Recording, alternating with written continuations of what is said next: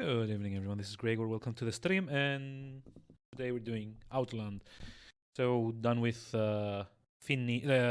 Polish games yesterday with Painkiller, which actually kind of like took a turn for the worst at the very end. So kind of now excited to just like do more and newer things, I guess, like Outland for maybe I hope 2 streams, and that should be enough. And then it's like Trine 3, which is hopefully another couple of streams. And then Quantum Break, and God, I don't actually think I'm gonna do more than like a couple of streams of each, because I've kind of fallen behind. It's like 21 days in. There's like only there's like only 9 more days to go, and 5 games to kind of do. Might not end up finishing all of them, but you know, I'm gonna give it my best shot, and maybe take like a couple of days of April as well, in order to kind of like catch up. So Outland, this is a game that was published by Ubisoft, and it was made by Housemarque. I'm not exactly sure how that's pronounced, but they're like a Finnish studio. I think they're from Helsinki. I'm gonna be honest. When I was like looking into like the games that I wanted to do for like Finnish month, I was very surprised to see how many different like locations there are like in Finland for like the different studios. Yeah, Housemarque is in Helsinki, because like also like Espoo, Tampere, or like, but I don't know how that's pronounced anyway. But it's like a sharp contrast to like say Polish games, which like the only studios I could find at least were like either in Warsaw or like Krakow. So it's kind of surprising. I thought like these kinds of like tech businesses tend to kind of like congregate on like specific kind of like tech centers. Let me just like lower this a little bit. And I was like fully expecting that like this like everything's gonna be made in like Helsinki or something. So yeah, I've never actually played this. This is something I've had on the Xbox 360 at some point, and there I think it was actually like a double bill thing. It was like a collection, like a Ubisoft Classics kind of thing. It was like Outland and also I think like Beyond Good and Evil HD. So I'm gonna be honest, I only ever got like the collection for Beyond Good and Evil HD, which I also ended up never playing, and I would probably love to do it since the PC version is a bit of a pain to get working correctly. But anyway, that aside, the only thing I know about this game is that it's like a platform game, and that it has a gimmick similar to Ikaruga, where you can shift your character's color from, I don't know, things like red and blue in this one. So you can actually like shift the colors so that you get, like you can absorb shots, like incoming shots that are like the same color as your character. So actually this is like a bit too loud. It's like 2 is too loud and 1 is too low. I don't know how they do this. I was like looking at my equalizer, like 2 is like almost about like the too loud. It's like only 5 worlds or like levels. Huh. But yeah, that's like all I know about this game. It's like a color swapping mechanic similar to Ikaruga, and it's a platform game. So I guess we'll see. Listen, I will like, tell you what comes of a after man this. lost in his world, haunted by dreams of legend. Also, this is like from the same time period that like Braid could not help and him. like I guess Super Meat Boy and like Visions drove kind of like him the on. resurgence of like the new A school of shaman, he saw, platform games. a teacher, a mystic, Personally, I'm not a big Power fan of who could having make like sense of so much these like visions, story in a platform who game. would heal him. It's He found the nice, seer, but collapsed at his eventually fireside, it kind of and like tends listened to take a as he backseat was to, told you know, the actual ancient platforming. truth. So Stories of a great you know, wheel, it's like endlessly bits in turning, between the levels that don't really make much of a two difference to me. sisters who helped make the world. I don't know. I And guess then it doesn't sought like to shatter. mesh well together for me. I have the same problem with Imprisoned by like a hero, Ori a in soul the Blind Forest. waiting through the ages, eager to be reborn. What else have I played? It's like His Super Meat Boy time doesn't have has that. Like, come there's like again. just like jokey kind of like chapter intros, and that's But about it. so has theirs. I'm talking more about like this like specific the kind of like very earth exposition heavy trembles in fear. cutscenes in between. I think like Ori is the one that I played that kind of like did a similar thing. Okay, Origin, the story begins. Oh yeah, Limbo also does that, but that's kind of less a platformer game and more like a trial and error, kind of like flashback kind of thing. Like there's like one path through the levels and everything else kills you dead. Okay, so jump.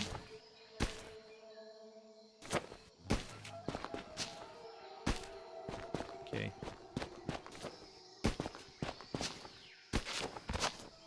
Okay, there's like wall jumping as well. And mantling. So far so standard, I guess. You have collected a mark of the gods. Find more to unlock secret rewards. Yay! And there's collectibles, of course, because, you know, why not? Beware the energies of rock creation, light and dark. Oh, okay, these are like bullet dispensers or something. Ah, more collectibles. How interesting. You have unlocked a cool piece of Outland concept art. Oh my god.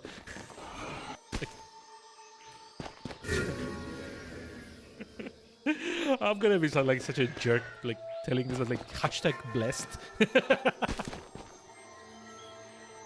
Magical light travels here and there through the world, guiding you along your journey. Okay, I'm gonna say, like, interesting art style, I guess. But if I'm being perfectly honest, I feel it's also like a bit distracting, to be honest.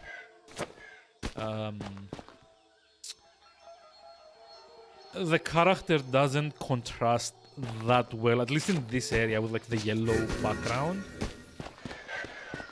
And I don't know, it feels a bit off somehow. I don't know how to describe this, to be honest.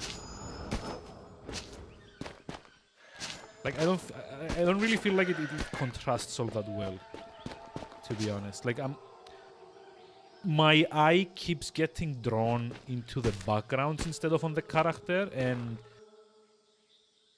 I kind of feel that this is gonna be a big problem later on when you actually have to like start like dodging stuff.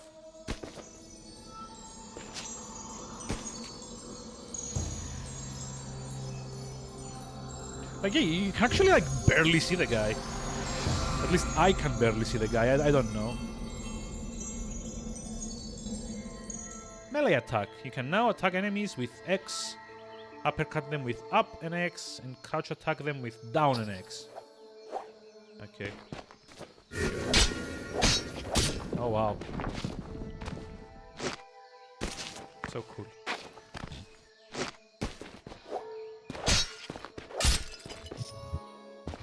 Can break the health pickups for extra rewards.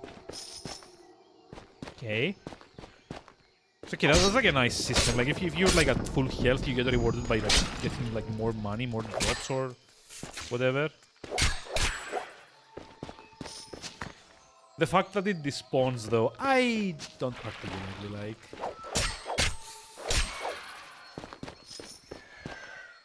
Kind of makes it like if you're like in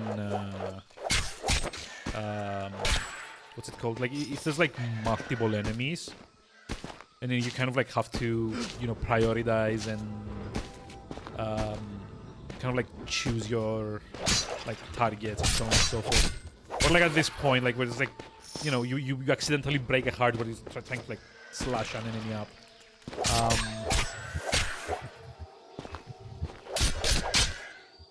or you're kind of waiting for that to stop happening. Yeah, no, not that big of a fan, to be honest.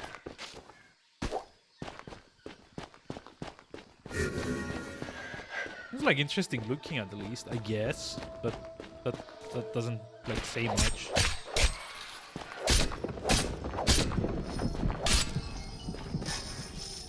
There's like a reason that like this kind of like monochrome thing is like used. Generally, you don't really have to like. It's not like it's easier to use. Mind, I'm not saying that. I'm dead. Yay! The power of life can be found. Blah blah blah blah. That's like a good time to show me a tutorial message, like just as I'm like fighting an enemy.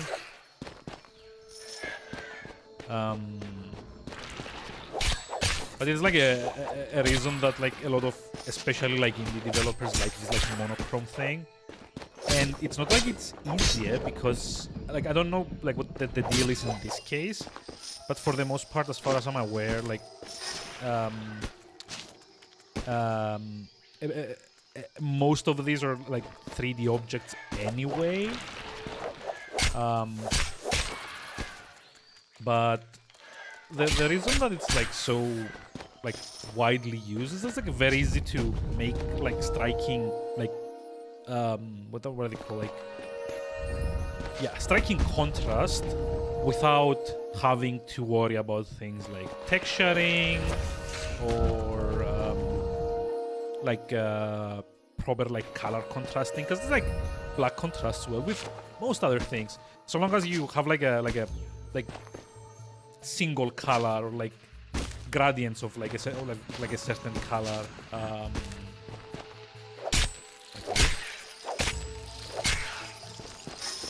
Like so long as you kind of like keep it a bit like limited in like the color palette that you use in like the background, the foreground can just like be black shapes and it will contrast well.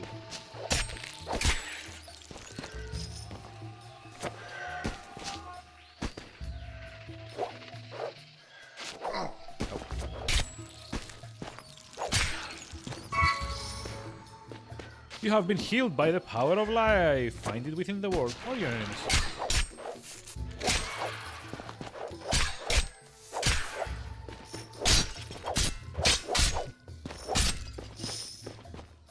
I have no idea what coins do though. Okay, no fall damage apparently, which is good.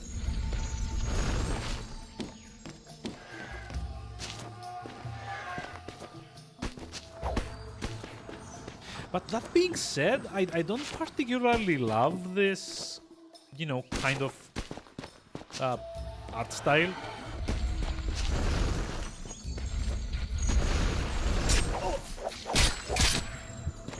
Like for the most part, what I really miss is kind of like nuance. You know, because like doing like this monochrome thing is a lot easier, like to kind of like visually codify.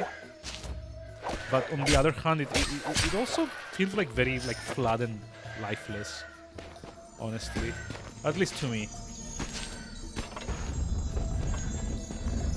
Oh, more powers. And the other downside is that when you have like effects heavy scenes like this one, it becomes very visually busy. Slide. You can use the slide. Blah blah blah blah. Okay. Okay.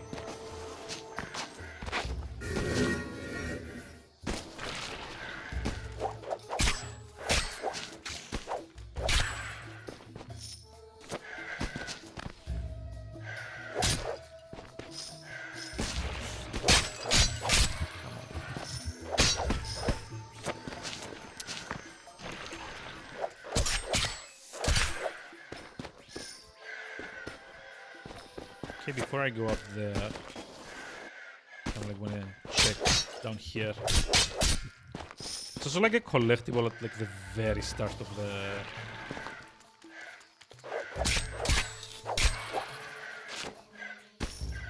Okay.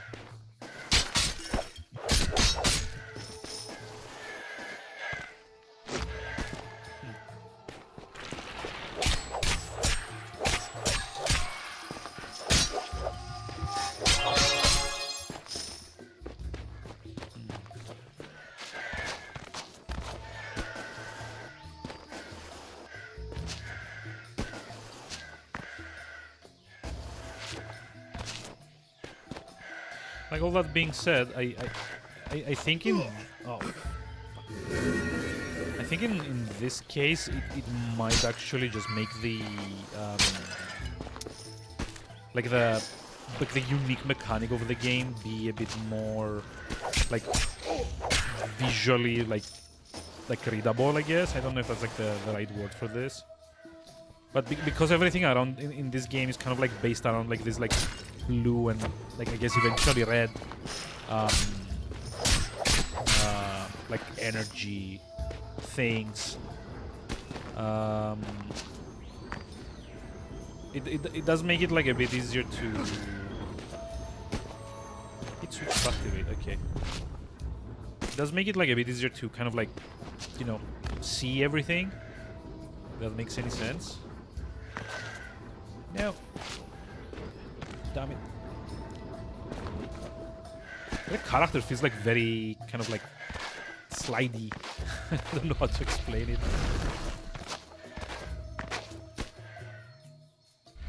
Like there's like a lot of inertia. It's like an inertia, like momentum. I'm not sure which one of the two it is. But there's like a lot of it in the game. Okay, what about this though? Oh wait, is it gonna be like one of those things I'm gonna have to backtrack to kind of like do later? Cause that's not fun. Yeah, there is.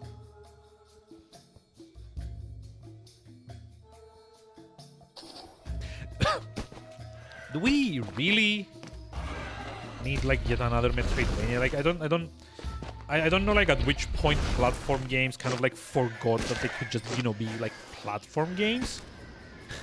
And like not all of them actually need to be like freaking Circle of the Night or like, you know, Symphony of the Night or Circle of the Moon, I guess.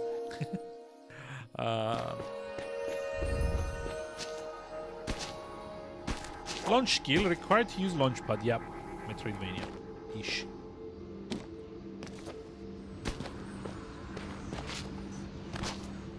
Like seriously, was there like some kind of like decree or law or something that said, nope, thou shalt only build your levels around power-ups that you need to collect, that thou need to collect.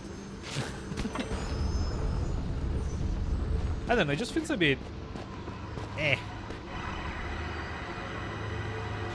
I don't actually think I've played a lot of platform games in the last 5 or so years that didn't like have some Metroidvania element. 30,000 years ago? Wait, what? Fall back through time. Become the ancient hero. Let What? his spirits, dark and light, arm you in this final battle.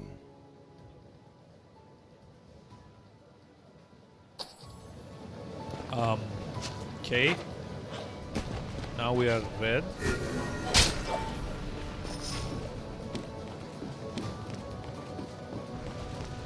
The music's actually a bit cooler now.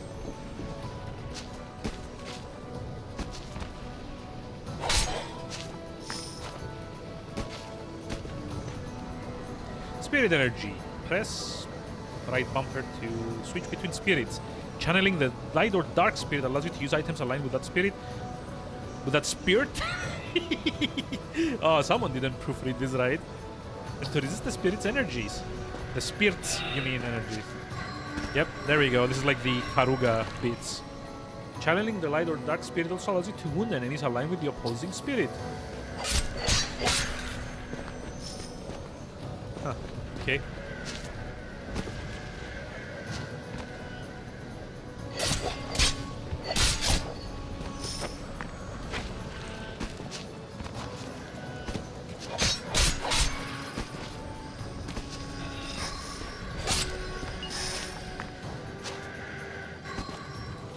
So yeah, in case you've never played this, this is kind of like how Ikaruga plays. Like, almost like exactly how Ikaruga plays. You... In that game, you generally kind of like... in that game, you kind of like rotate your ship between what's it called, like light mode and dark mode, I think. And it's like basically like white and it's like actually blue and like black, I guess. It's like very similar to this actually. So basically, once you're like in blue mode, you absorb like shots fired from like blue projectiles, and when you're in like red mode, you absorb shots like that are fired from like red projectiles. Yep. And you know, conversely, you kind of like take more damage, like the other way around. So in that game, the idea is to kind of like absorb as much power as you can from like switching from like black to white, and try to kind of, you know, dodge and kind of like shoot your way through like hordes and hordes of color-coded enemies. Really cool game. I really wish I was much better at it than I actually am. But it is like a very cool game. Even if you have to play it on like easy, I would like totally recommend like trying it.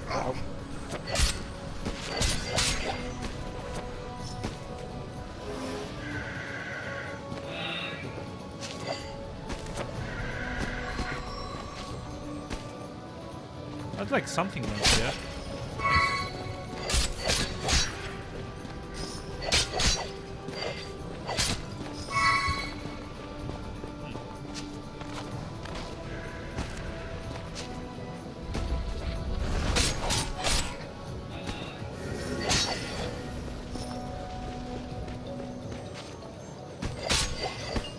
But it is kind of like the again. I said this before. This for me is like the problem with like this like monochrome, like foreground style. When you have like a lot of visual effects on the screen, it becomes like very busy. You know, and not just like busy. I guess like also very kind of like hard to read what's happening. I mean, okay, like the red and black energy thingies are a lot like more easily contrasted, but everything else, like especially like the yellow stuff, that's like the neutral stuff, the sisters. Wait, what? Okay. Like the yellow stuff or like this. It's like very hard to like know if any of this is about to like, you know, box me in or not. And that's actually a problem I also had with Limbo, because a lot of the times it's not lit properly or it's not contrasting enough, and you kind of end up, you know, not being able to tell what exactly is going on. What? Excuse me? Oh my god, am I like playing Tuhu now? God. The hero's journey ended. Ancient spirits release their grasp, and you awake just a man. See, this is like the problem with like Surely these like story-heavy it was platform a games. Like dream. it keeps interrupting the good stuff. It's like literally got like cool powers. Teleporter. Oh my god. Oh, this is like the Metroidvania.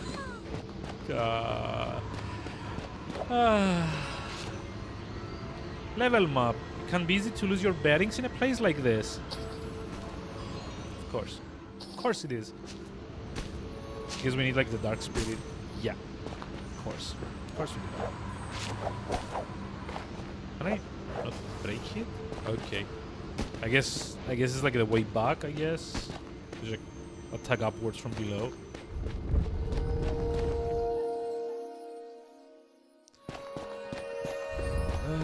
Arcade Chapter Jungle unlocked.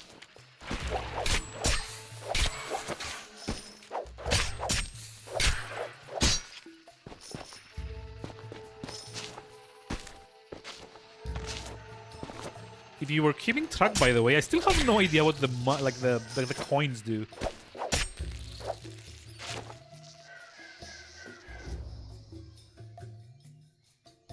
At least, I mean, you get like the full map right from the get-go. This is something that like often becomes very annoying for Metroidvanias, is that like you don't really like have much of a clue of like where you need to go unless you like arbitrarily go and find like some like weird kind of like map icon or map upgrade or map power up or whatever.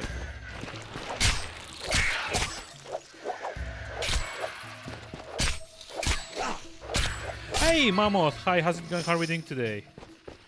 How was Journey of the Mammoth? Was it? I don't actually remember like the full name, but it was something like that, right? Story of the Mammoth? Mammoth of the Mammoth? I don't know, it's like something like that. I saw the notification on Odyssey of the Mammoth. Thank you. I actually saw the notification for that on Discord, but I was at work at the time, so I've actually just like had enough of watching streams on my phone, so I've kind of like stopped doing it for now.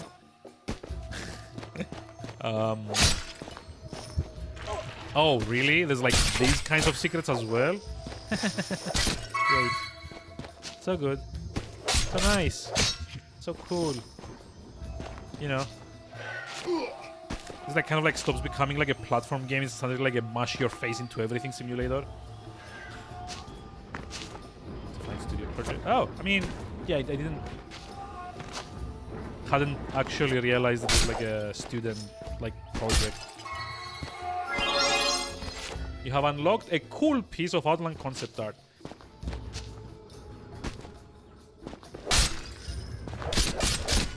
No, it's not just like just a piece of concept art. It's a cool piece of concept art, and you better appreciate it.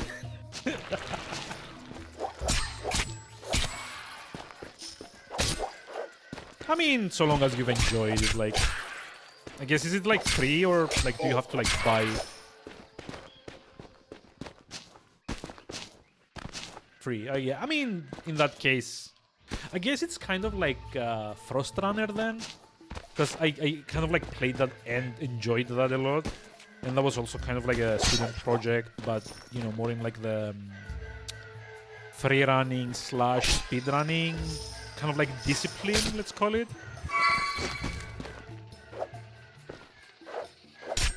To have me back, thank you. I much appreciate it. I missed everyone that kind of like drops by the streams and like says hi. It was like an incredibly lonely month without access to any kind of computer. And no, a cell phone does not count.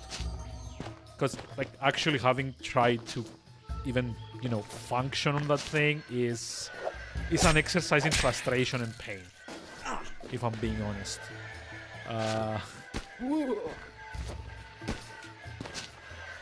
Anything that like requires me to type stuff on like this thing is miserable, honestly.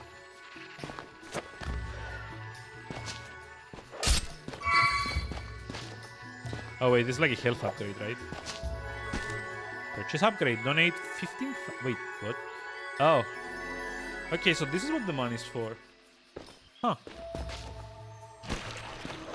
Interesting. I also kind of miss playing shitty games and laughing about them. Hey, Mana, hi, how's it going? How are we doing today? I mean, not that this is a shitty game. I mean, kind of functional so far. Nothing amazing. Nothing that you probably haven't seen done elsewhere. Kind of like, you know, better. So there's like a secret up there. I wonder if there's like a double jump upgrade or something.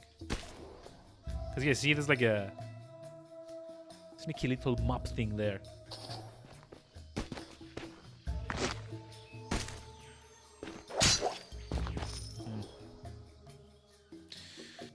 Oh. You know, when I put this on the list, I was like, this might sound like very suspiciously like timed, I guess. Well, not time, but like it might sound contrived as like the correct word for it. But when I was putting this on the list of like games that I want to play from like Finland, I was kind of hoping this wasn't gonna turn out to be like yet another Metroidvania thing. And yes, I was disappointed. Apparently, though, it's kind of like a short one, so if that's the case, then I don't mind much. Apparently it should take like around 5 or 6 hours to complete, so sure, I guess. Like the average is about 7, but I think at this point I think it's better to kind of like lowball. Oh, look at me being the best at platform games. You should see me play Guacamole. It's actually I'm actually even worse at that. Oh, shit. Getting Cyberpunk at 50% off. I mean, for like 30 euros, it sounds okay-ish. There is like a fair bit of content in there as far as I know. And they do say that like generally most of like the glaring issues have been fixed. Honestly, I don't know. It feels like it's kind of oof. Well done. I saw that coming and I didn't do anything about it. Well done. It kind of feels like, I don't know.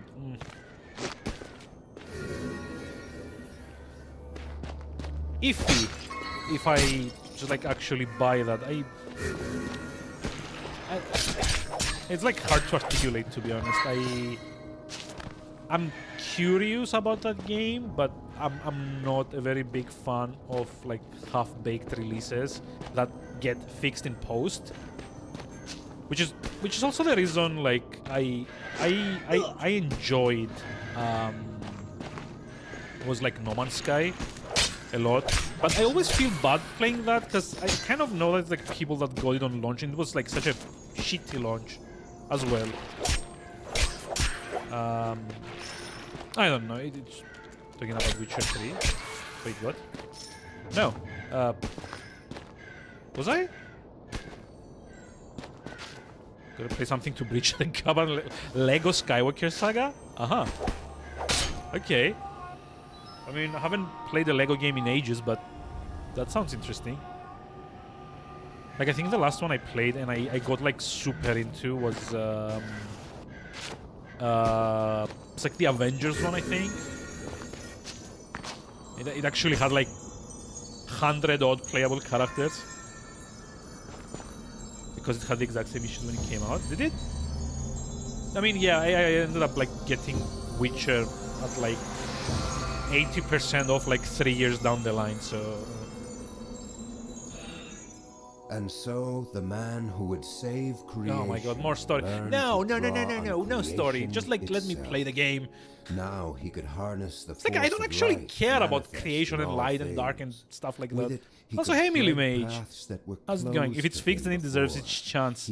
I mean, yeah, it deserves its chance, but I still feel bad about, like, paying full price about it, right? But the road was like, still I appreciate the work that has gone into it, and I appreciate that the industry kind of doesn't always allow for, you know, a full development cycle to happen.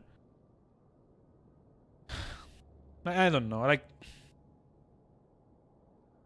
It just doesn't sit well with me, for whatever reason. I might just be pretentiousness on my part, of course. Oh, hey, is that like the new... Are those like the new animated emotes? Nice. Both of you nice. God damn it, I want one too now. I hate you both for having branding and me not having branding. They both look so good. And I'm actually very happy my chat client is actually like rendering them correctly. Also, wait. In May, we get the Warhammer 40k XCOM game. Oh. I mean, that's actually interesting. It has some remnants. Again, there's like a little Like on the left ear, there's like a little like thing, kind of like left over from the trunk.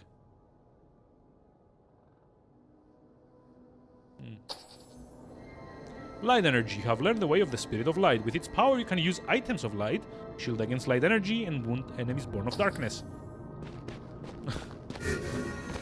Sure.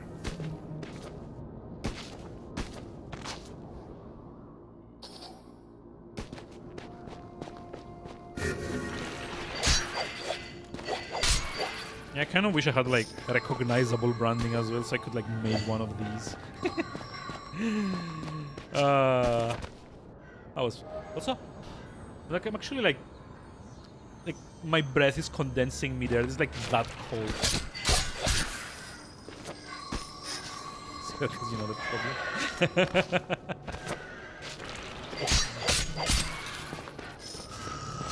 I mean, don't pay attention to Millie May. She's like a talented person. Like, screw those guys. Screw those like art types that can actually like, you know, make things. Is that like one of those that you actually like made on stream, or was that like the alert for well, you know, alerts, the animation for alerts?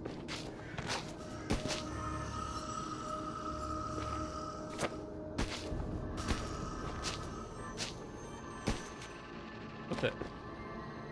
Co-op challenge?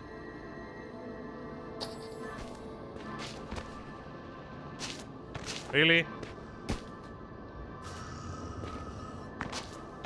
Why is there also co-op in this game?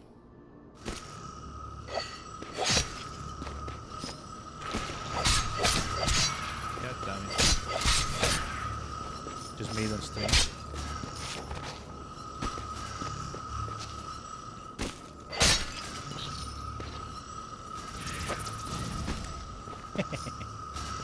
Dodged.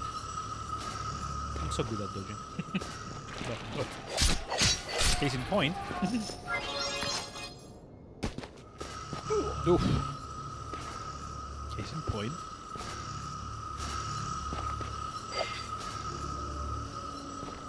Okay, what have we all been playing? Out of curiosity, I like I love having people to talk to again.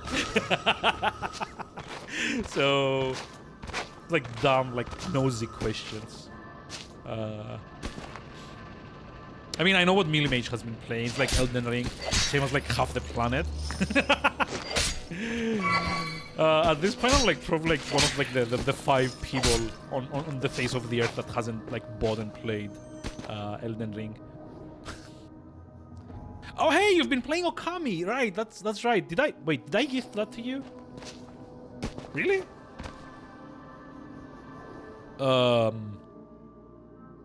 you sure that was me? Huh. Okay.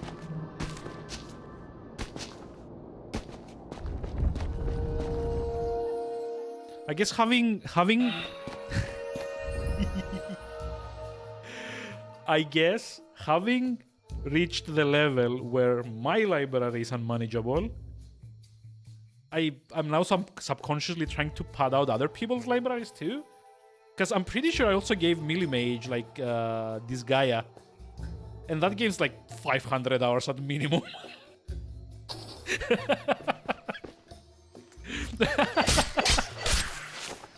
I mean, if I don't get to finish my library, no one gets to finish their library. Oh, Arcanum. Okay, yeah, that sounds more like me. I mean, I'd probably not gift Okami because I still haven't like played that. I mean, I've played that, but you know, like maybe like a couple of hours at most. So that's why I didn't think I was the one that like gifted it. Arcanum. Wait, what shitty person? What are we talking about? I'm confused. Who's the like what shitty person? It's like I assume it's like a streamer or like other like media celebrity called K-Doom or something.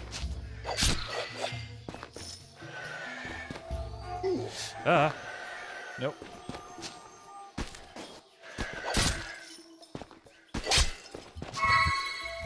Okay, so going by the level design, there's probably like a stomp power-up that I need to get somewhere. Right? Oh, wait. Oh, boy.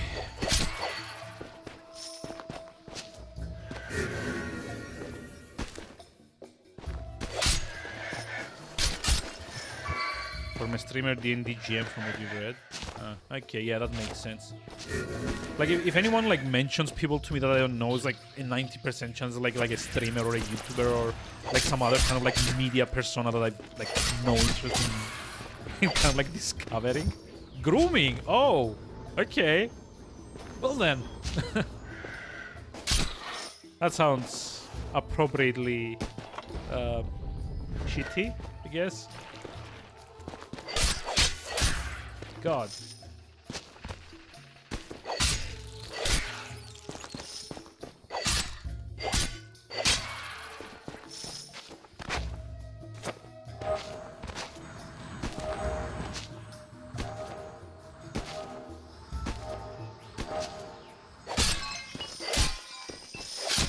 That's it? Really? All the details. Oh god. I mean, realistically, you can't really like do much of anything else other than like disappearing after something like that, right?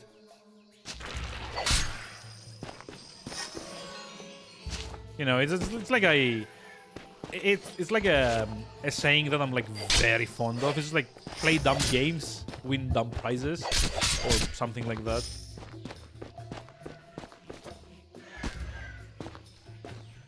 Because, you know, like with everything else that's been going on in the world, this is kind of like the shit that like people need to be engaging in as well.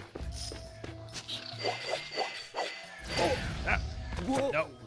Okay, safe. Feel safe. Also, I don't think I'm like supposed to be coming like this way yet, or am I? Oh, I am. Hold on. It's like up there. Huh.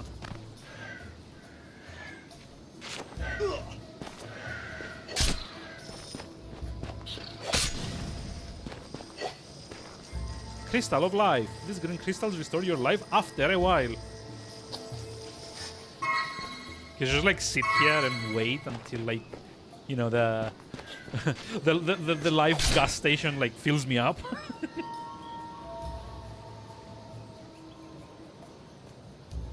Livestream fail. Yeah, I'm not on Reddit either, so you cannot pass this way without a gun. Oh, okay. This is like a boss fight, I guess.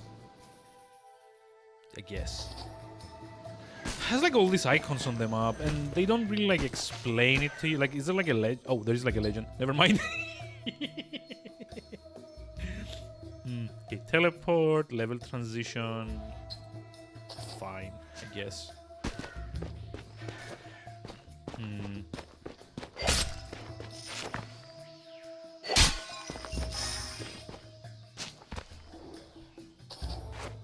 So, like on my end at least, no Elden Ring, but I did start like I know I kind of like mentioned to Millie Mage that I was like kind of like planning to like restarting this Gaia, but then I kind of had like a slight course correction, and instead of that, I went back to my Tales of Berseria save. And realized I remember nothing about the game, and you know, deleted my save and started all over. Because you know that's like how one makes a dent in one's Steam library by deleting the 30-hour save that's halfway through the game and restarting all over. You know, speaking of stupid games and stupid prizes.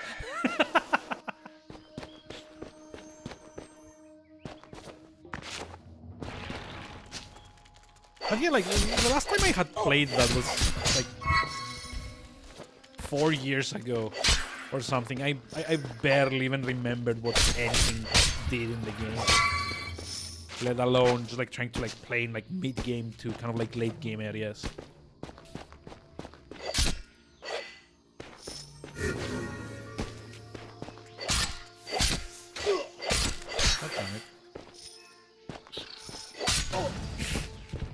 Ugh. If I end up dying, I'm gonna be very annoyed.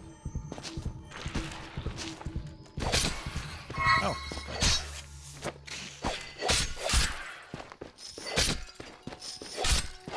So I guess the yellow ones die more easily if you're in like either like blue or red or like light or darkness, sorry. Like see, I can actually like kill them in like one hit. Side quester. I mean, I don't even know if that like qualifies as a side quest at like any given time. Although within 5 hours of starting Tales of Berseria, I did get a lot of sidetracking. Yeah, I'm actually pretty sure I picked up every single collectible that was available to me, even like backtracking. And who like even does that at like the start of the game? Except from me. Which we've kind of like established I'm like not a very good example to follow in this guy in general. Yeah, but that's why I didn't actually play this guy. I kind of like downloaded on the Steam Deck, but I just like left it there, I guess. It's only like 600 megabytes anyway, so there's like no point in, you know, worrying about like size or anything. But I actually like kind of like wanted to like revisit Ori and the Blind Forest, and then also like Tales of Berseria, and I guess like I also tried like that Aperture desk job thing, which isn't quite a game. It's more kind of like a it's kind of like a tech demo for the Steam Deck.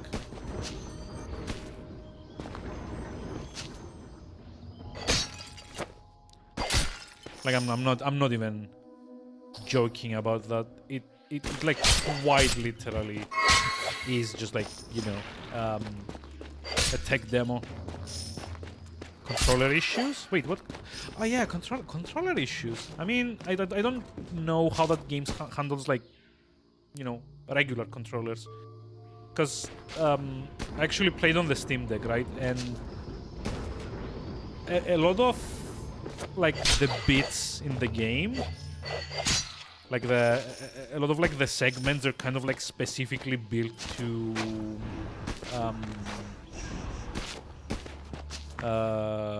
what's it called, like showcase the like the, you know, all the controls on the Steam Deck. Gyro alternative just doesn't work. Oh yeah, I mean, there is, so from what I remember of it, there's like a segment where you have to do like gyro controls. There's like a segment that uses the haptics, which is like the game, like the Steam Deck can actually detect if you've got like your thumb resting on like the thumbstick. So there's like a segment where you rest your hand on the thumbstick, and then it kind of like activates the gyro controls. There's a bit where like the in-game like touchpad, the touchpad also has like a, god damn it, like a mechanic attached to it.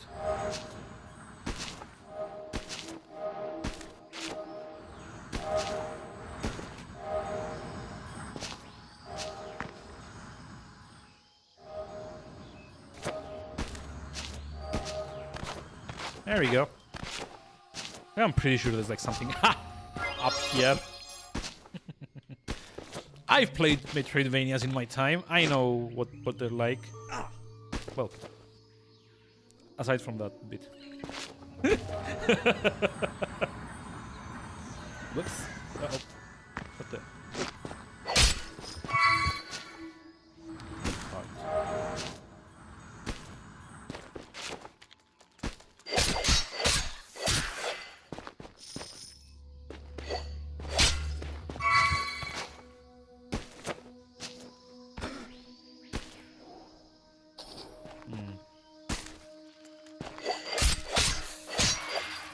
Like more money here. Yeah, make it hard, I guess.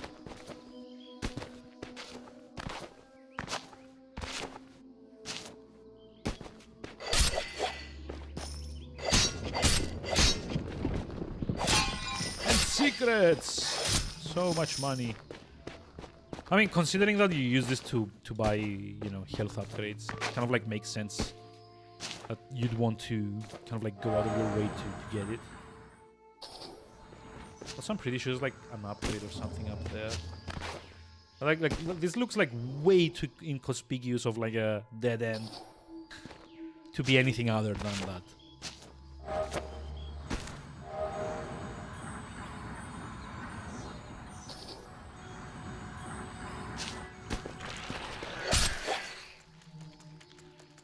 Like, I do wish the game had like a bit more music though than like the ambient like bird effects. It kind of like puts me to sleep. It's like, I'm in nature now.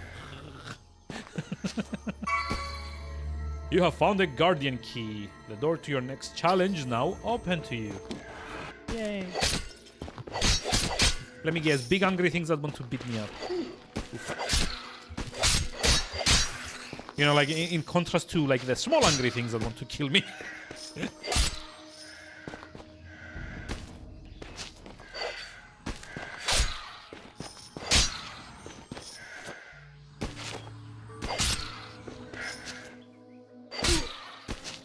I mean, honestly, for like aperture desk job, you're not like really missing much, if I'm being honest. Like when I describe it as a tech demo, I kind of or like a showcase. I like a mini. It's like literally just like 30 minutes long, and most of it is just showcasing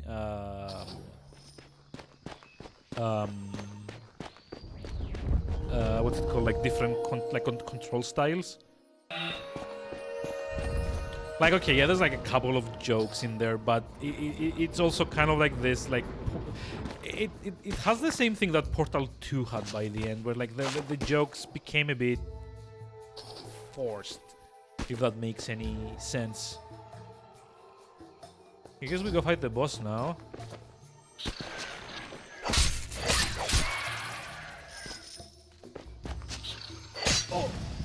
See, this is like the problem when like a game is kind of like force-feeding me story.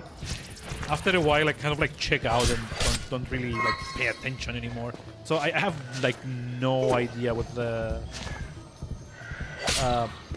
the central conflict of the game is. Like, why do I even need to care or like defeat enemies to begin with?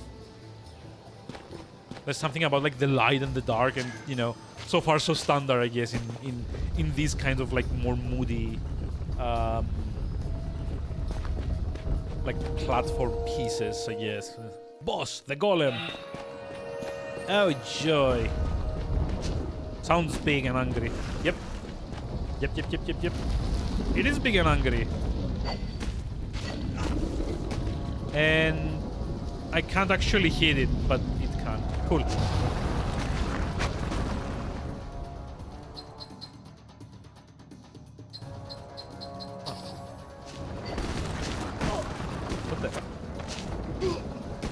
Oh, come on.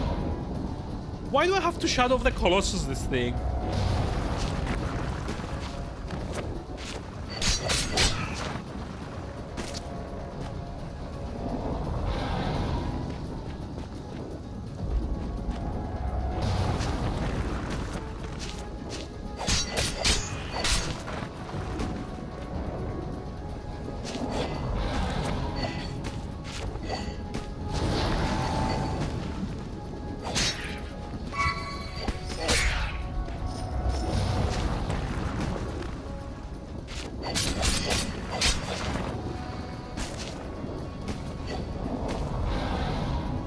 Oh, now he's hungry. Phase 2. Maybe like phase 2 was like when he started spawning enemies.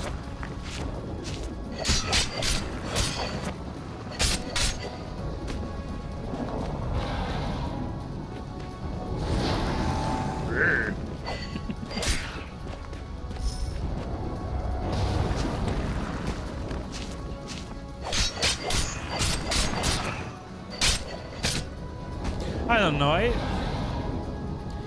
It's like a functional game so far, and I know I've kind of like, you know, been complaining again. I don't know. I just like a mechanic like this. I kind of wish it had more kind of like a more like linear, structured gameplay, high octane gameplay. I mean, it's not too bad.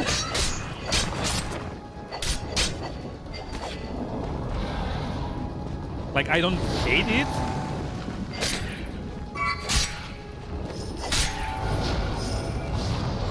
It's not like the most amazing, but you know. Also, not a very big fan of like having bullet hell segments in your Metroidvania. But I guess in this case, it couldn't be helped.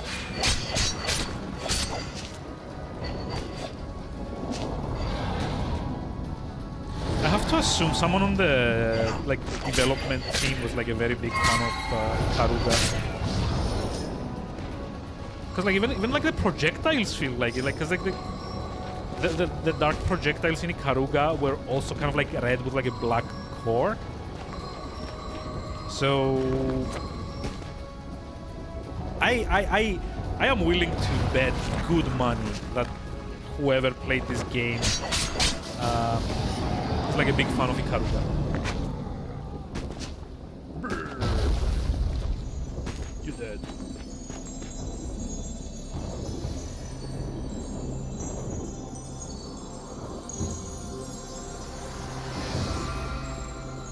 Madman. Oh, no. Please, let's not bring that into this chat. Also, yeah, we get Groundstone. Yay. Oh, come on. Groundstone that needs, like, multiple stomps? That's dumb. Oh, no. Why would you do that? It's like literally this movement tech requires you to stop moving, break your flow, and like repeat the same slow action 3 times in a row, in which you get like locked into the animation. That's not good. Stomp attacks should not, like in Metroidvanias, stomp exploration should not require multiple stomps.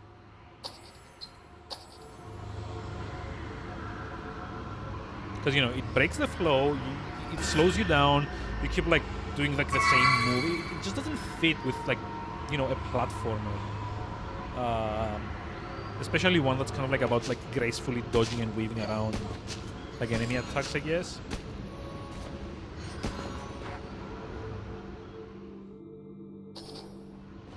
Yeah, I'm not very happy about that. Like, it should have been like one stomp and we're like through.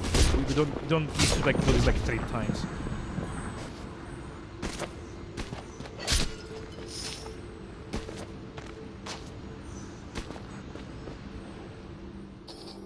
And like also, oh, okay, I'm kind of like trying to explain what I mean here. I'm like, you know, a game designer, obviously. I've just like played a bunch of these dumb things. So the other thing I kind of like hate about this is that it also kind of makes the stomp itself look like less impactful. Because like imagine like doing it only once, going through the floor, and also having like kind of like a screen shake thing. That would make the stomp itself like feel a lot more, you know, powerful. You could just, like feel the impact. Now it's just like it's like I'm trying to like squash like a particularly like annoying cockroach or something. It's like die. No, don't go into the corner.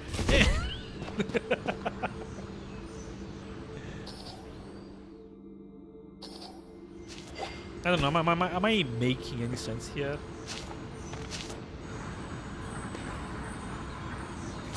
Like having a month-long break from like streaming hasn't like done much for my articulation, at least, or my ability to explain things either.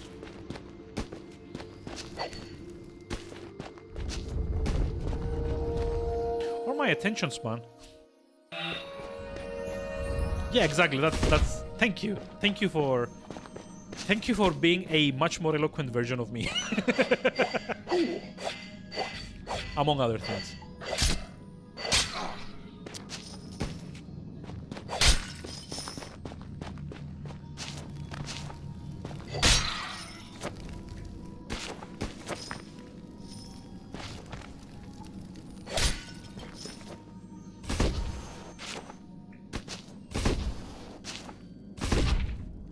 Also, remember I was talking about the monochrome outlines for like the foreground elements? See, this is like one of the things that I don't like about this. It makes, if you don't pay attention to it as like when you're making your assets, it makes it really hard to read certain kinds of terrain. Like this looks like exactly the type of kind of like loosely fit like stones that I was just stomping through in the previous level. But these you can't actually stomp. Why? Like, why not make this like a solid block instead of like having the, you know, the loose fitting rocks?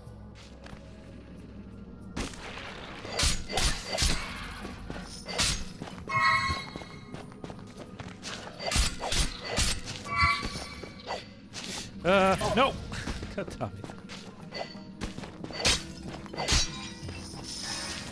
This is like why you need to have range attacks in your games. For like idiots like me that can't actually like tell the difference between like long range and short range.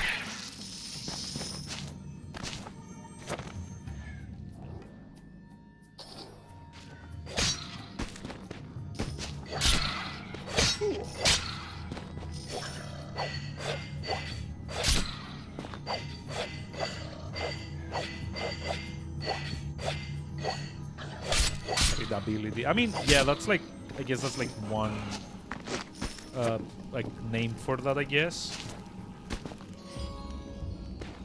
I'm pretty sure there's like another term for it though, but I just like can't remember at the moment.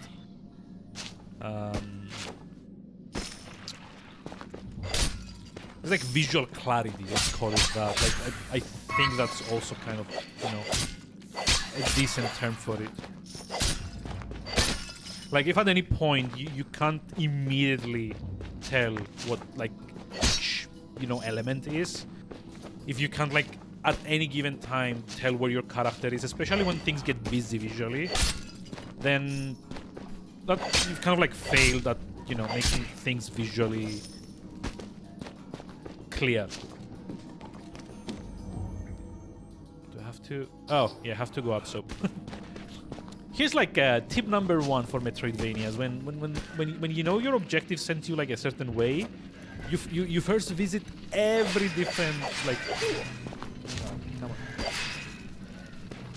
you visit like every single other area except the direction that the game wants you to take, because the game is the enemy. it will lie and it will lead you astray. Okay, maybe like not so dramatically, but whoa. Oof, that was close.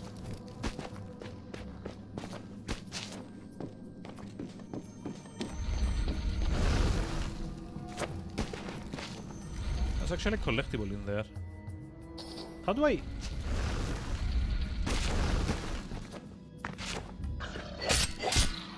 Uh-huh. There we go.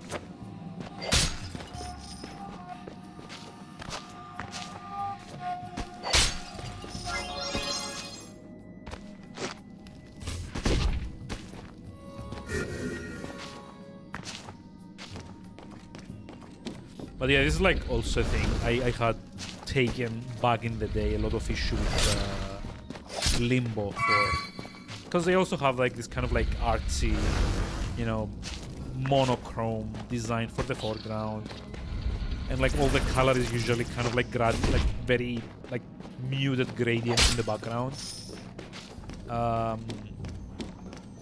and it also didn't work for me in that case because, you know, visually it's not very, you know, clear what it is that you're looking at any given point in time.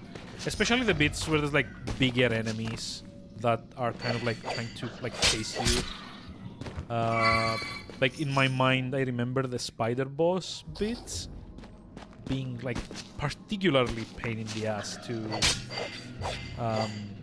kind of like navigate.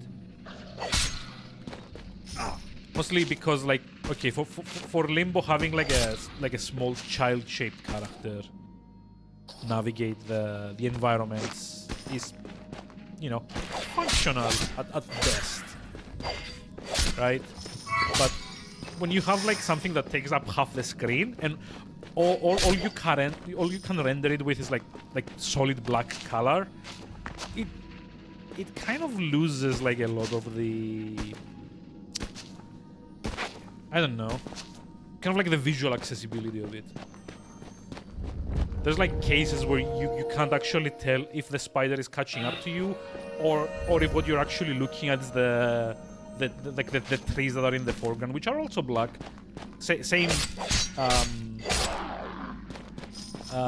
exact like value of black as like the spider itself.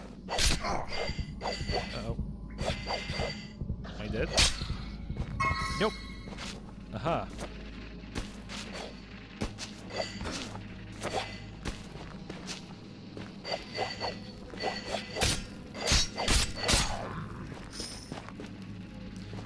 I love it that if you start attacking them when like their back is turned to you, they don't even like bother turning around.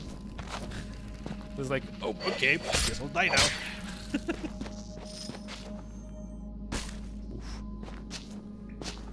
Yeah, I don't have enough health to be like kind of like blindly jumping into things. Oh my god. Oh wait. Oh, there's like, I don't know. Weird levels.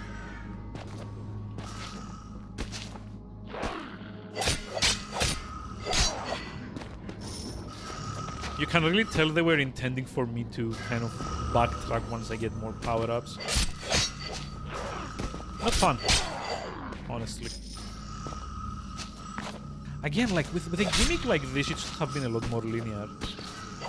Like, I feel like this game would benefit much more from like having like tighter level design that can kind of like, you know, showcase the swapping mechanic without you kind of like having to just like wonder if you're not making progress because you might be missing like a critical upgrade, or if you're just like meant to dodge stuff. Hey, Goshi, hi, how's it going today? How are we doing? Finishing the game today? Yeah, I know, I did the exact same joke. I did not feel good about it either. In fact, I could just like picture in my mind like at least like 3 different people going boo. No jokes. Ooh, achievement. Enthusiast. Yay. It was like 10 out of 42 collectibles. You okay? That's nice. It's good. People, more people should be doing good nowadays. Honestly. 50,000. Okay, yeah. A bit sad. Oh, that's not good. I mean, I hope you do better. I don't know. Hope you feel better.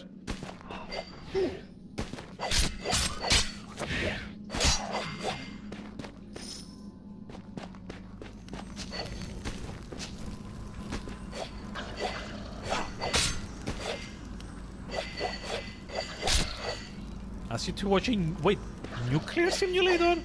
What? Oh. Is this like a thing that people do? Like, yeah, I know things have gotten bad, but like it's like something that people actually do nowadays. Hey, Jungle Roba, hi, how's it going? How are you doing today? Nowadays it seems to be the thing. Yeah. Well. I think I'm gonna do what I always do. Just like retreat into my Happy Fun Times game corner and try to not get like too depressed at stuff. Because, you know, play bad games to cheer myself up. Whoa.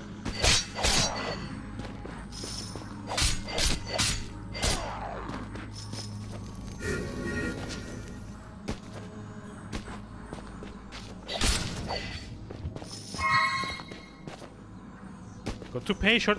Wait, what? Like, no, stop. No more news. Just, you know.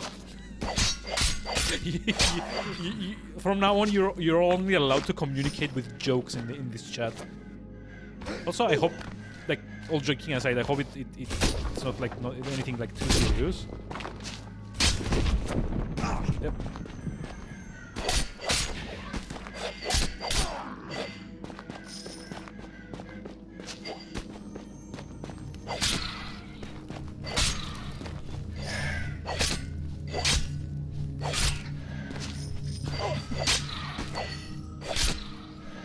I will say though, I do like the idea of having like a rule that you can only communicate in the chat with like knock jokes or something.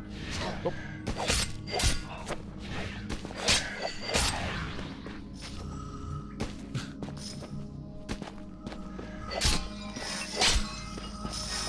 Until I guess like inevitably you get someone that goes like knock, who's there? War, what war? Global thermonuclear war. Now everyone's sad again. God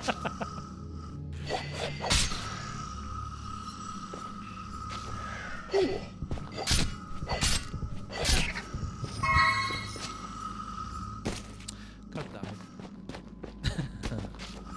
Don't get too real so fast. I mean, you know, it is what it is. And unfortunately I do... Fuck. No, I don't. No, not that. I do also get like a lot of exposure to that stuff from like my day job, so... You know. That's also fun. Heal, please. No heal? Fine. Wait, what am I even doing? Oh. So I'm either gonna get dark power or it's like teleport, I guess. This is like the teleport icon, right?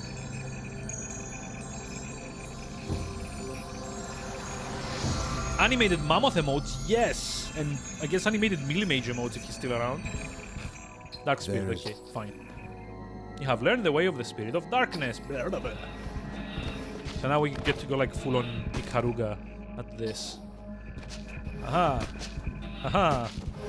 I'm red, I'm blue. I'm a... What was like the... Jesus Christ, what was like the advertisement like? It's like the Splatoon thing. Like, they're a kid now and like they're a squid now. Anyone like ever seen those? Those were like so good and so dumb, but you know, so good.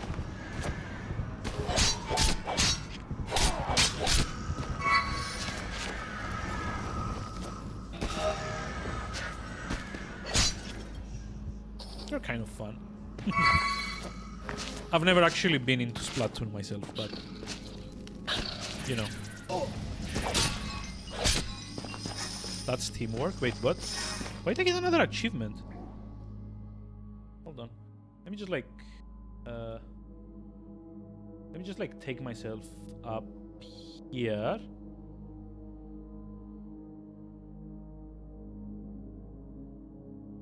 Uh-huh. Destroying the mood. Come on. Nah, it's gonna take a lot more for you to destroy the mood, my dude. For the last 6.5 years, I've been working with idiots that like I charitably call like babysitting, working with them. So it's gonna take a lot more than that to just like, you know, mess with my mood. If I'm being honest. What's the game? This game is Outland, and this is like one of those like Finnish games that I actually should have been doing since the start of March. BRB, fine. They're kidnapping squid now. Yeah, I know. It's actually so catchy. And I haven't even like played the game at all. Like I have a Wii U, but by the time I got like the Wii U was like way after like everyone kind of like stopped playing that. So like the only thing I know about the game is like a friend of mine playing it and that whole like kid/squid advertisement. Basically.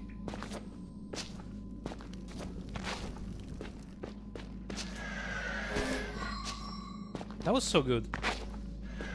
and catchy. Like, I don't like a lot of things that Nintendo does, but that was very good marketing on their part. You made the biggest mistake of your life. Okay, yeah, that sounds mint chocolate. No, no, no, no, no, no, no, no, no, no, no, no, no. Why?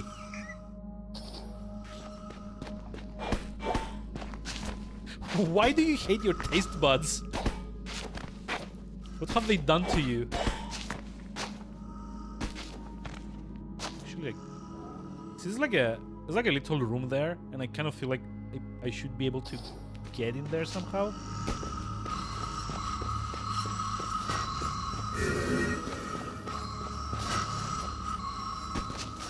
Mint chocolate, God. Because, you know, I just like want to take the greatest thing ever and make it taste like a hospital.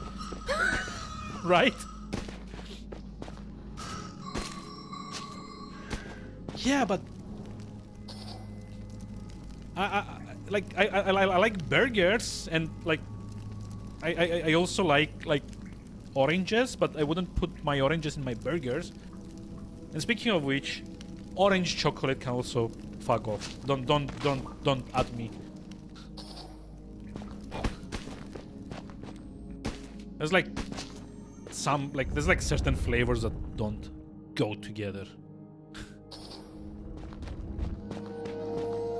Unless your like taste buds are like fucked up. Feeling better now? Oh. Hope it wasn't my jokes.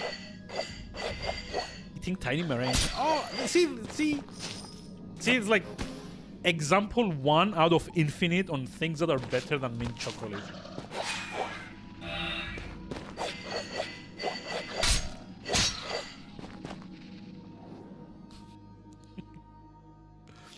I'm like clearly overreacting. Like, if you like mint chocolate, then go for it. Just, you know, so long as you don't make me do it, then that's fine. Ah.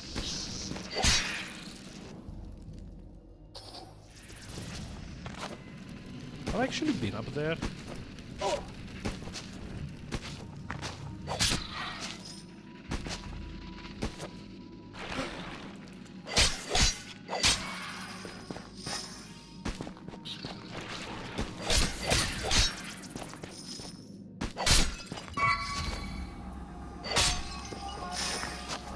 Of course, launch skill. I was supposed to know without trying. I don't know, like Google it. Yelp reviews? Reddit? Anything? Like, I'm pretty sure like 99% of like anyone you might ask would tell you that's a bad idea.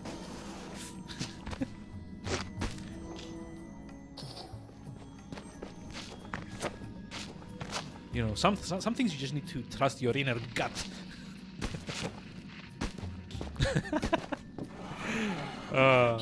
I don't know. Just like I don't like that combination, to be honest. Fine if you do. I just don't. Well, don't try and like get me to try it, and like it's all good. Does he get another Metroidvania? Yeah, unfortunately, yeah. It's like Metroidvania, but also Ikaruga. Do you like know what Ikaruga is?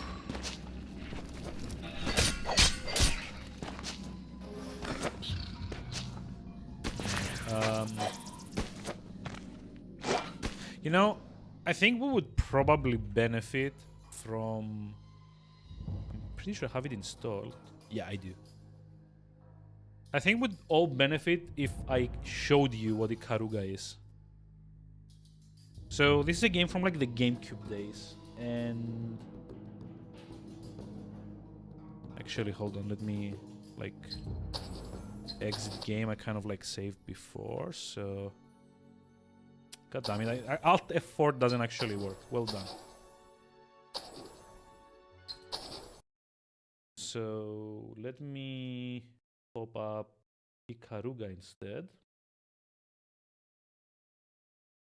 So, because I'm gonna be referencing this a lot, it's a shmup from 1999, I want to say, or like maybe 2000. That was loud. It's like a loud shmup from. Let me just like lower it.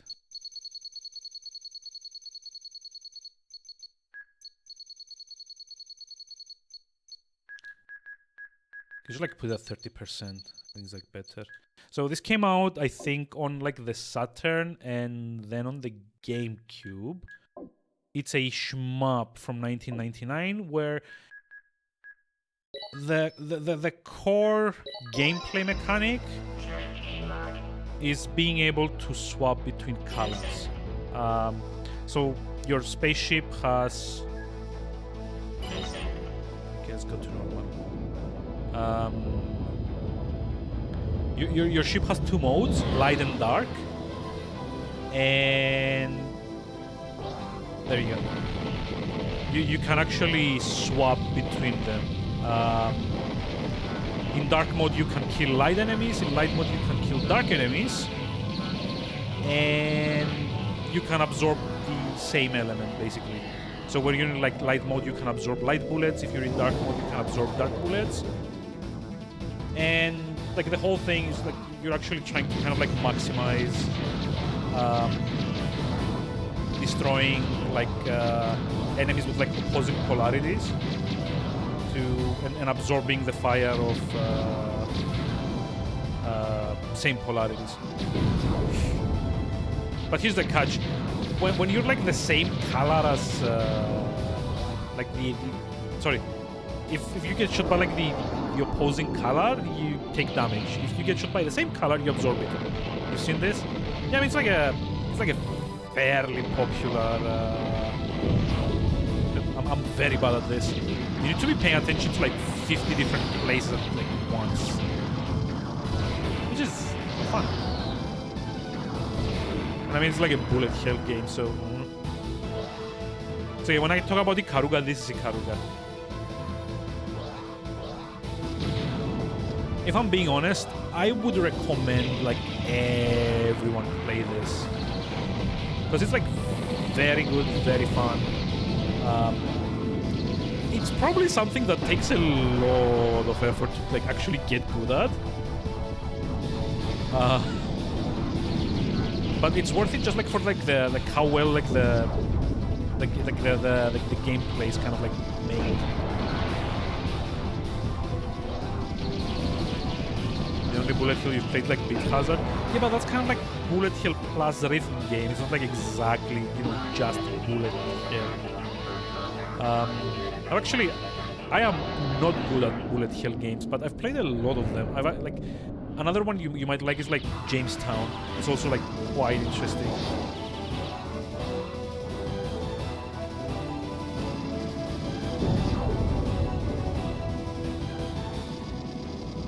So like the ideal way to play this, as far as I know, is kind of like train your eye to kind of like be able to like tell negative space, like when you're white, like kind of like block out like all the white energy, and like when you're like dark mode, like block all the this.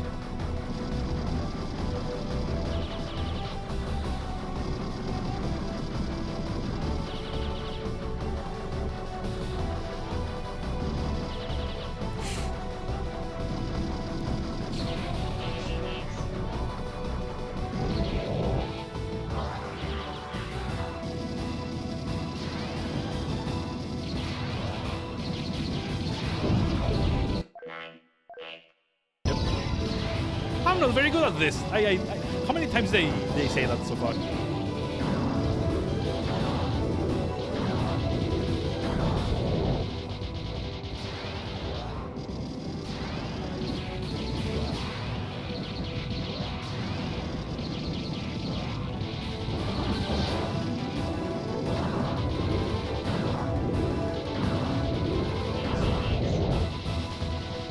I don't actually remember if there's like any. Oh, there we go. There's like a way to utilize the energy blasts.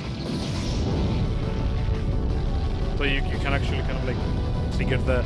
If you absorb enough of like energy, like the sidebar on the bottom left, I guess. you actually like get like a super attack, I guess. But yeah, this is like Ikaruga, basically. So when I talk about Ikaruga, this is the game I mean. So it was like Outland. Actually, much rather play Ikaruga rather than Outland, to be honest.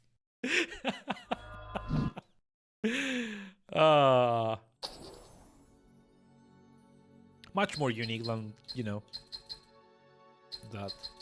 Also, it's like a gallery. See, that's like when we get like collectibles, this is what we unlock. It's amazing, right?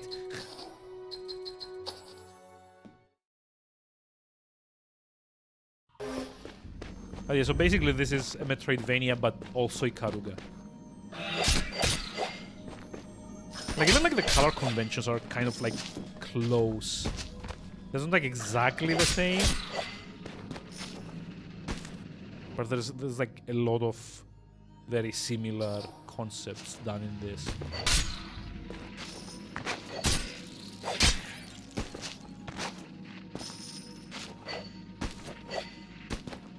Including the fact that you can only damage enemies that are like the opposite color that you're currently in. And you can absorb attacks that are done in the same color as you. That's what you're currently like equipped with.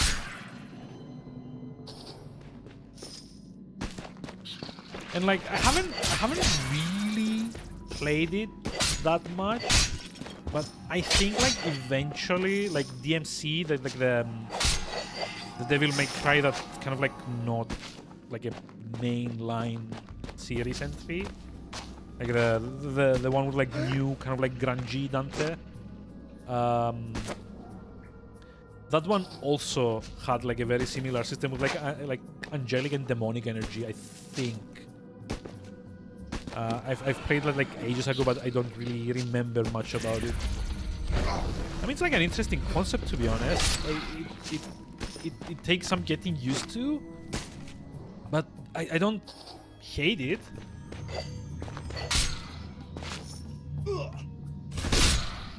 But again, I do wish it was like kind of like a more structured affair than like a Metroidvania. But maybe just like make it, you know, 20 or 30 levels of kind of like linear platform game to, you know, kind of like make it flow better. Kind of, you know, kind of, I don't know how to explain, but I feel like games with mechanics like these would benefit from like a more structured approach rather than, you know, kind of like back and forth backtracking, exploration, open world-ish games. Use a bomb and the floor would collapse. So we literally got to the point where the stomp power-up doesn't matter anymore.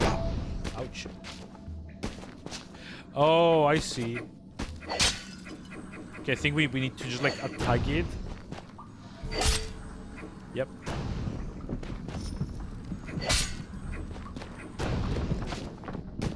Wow. This is like the pinnacle of puzzle solving.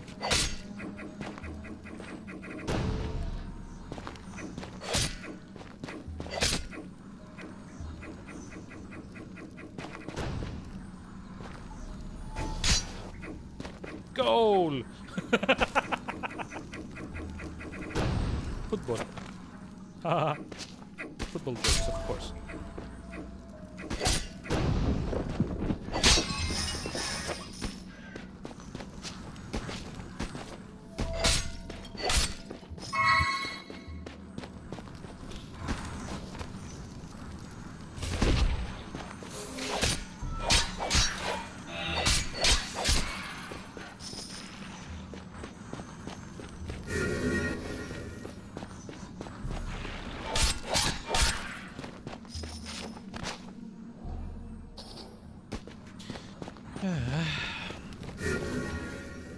Yeah, I don't know.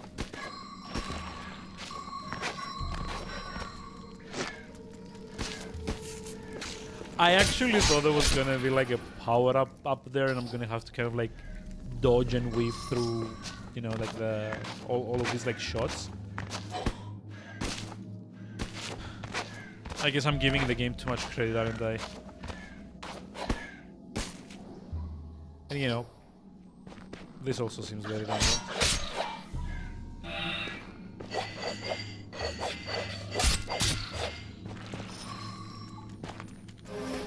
Oh, this one's scary. Why? Gross.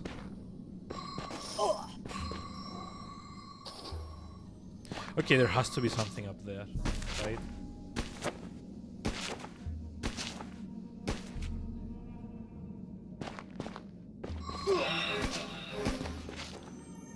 But like, I don't know if I can actually get up. There's like a pathway. Can I even look up?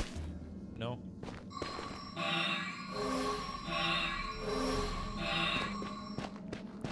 Never mind. I'll figure it out later.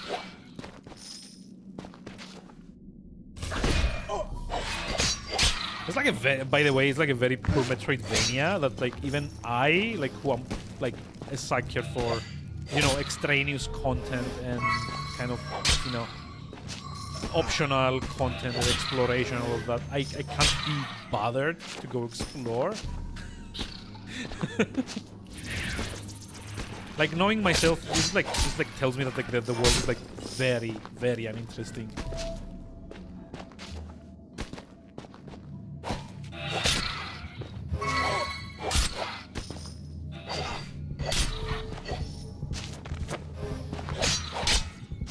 No health. Boo. Like more health here. Down we go.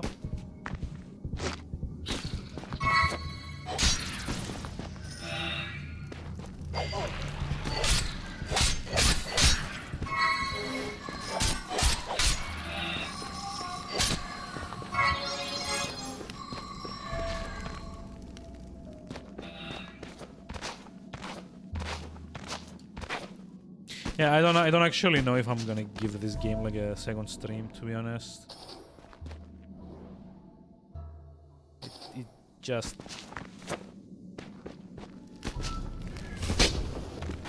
interesting, but just like having like an interesting concept, I feel doesn't really like carry a game all the way.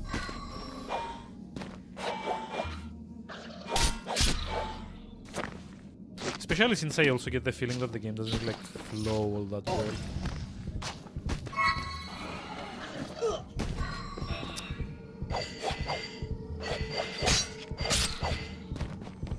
And it does the thing where like it's got like this like very annoying gotcha moments. With, like off-screen exploding enemies and enemies that are like hidden beneath the surface. These are the kinds of things I don't like at all.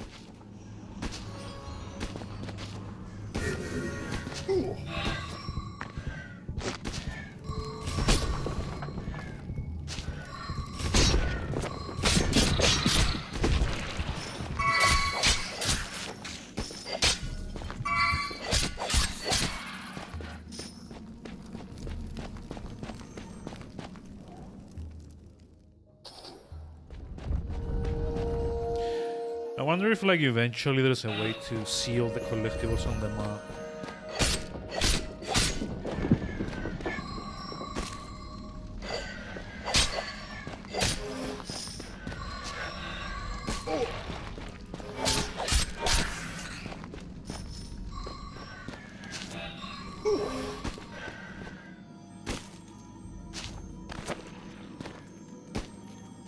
Come on.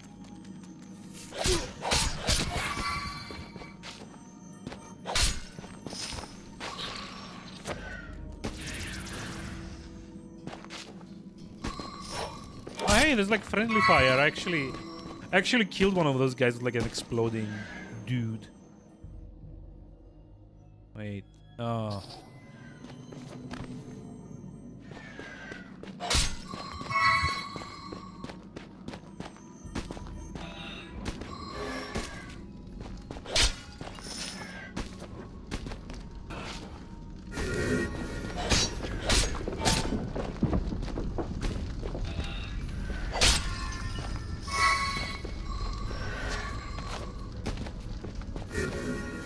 mean, yeah, like, see this corridor here? Imagine if this was integrated into, like, a linear level.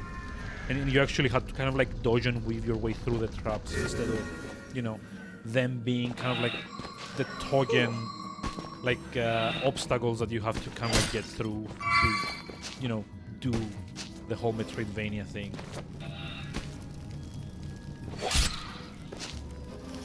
What would that look like? I'm dead. Well done. Well done!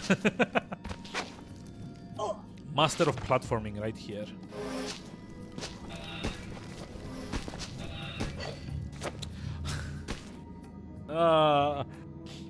This game has like so much momentum.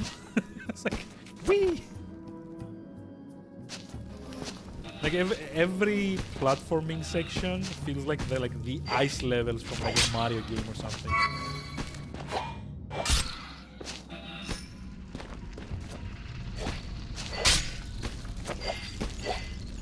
Bye.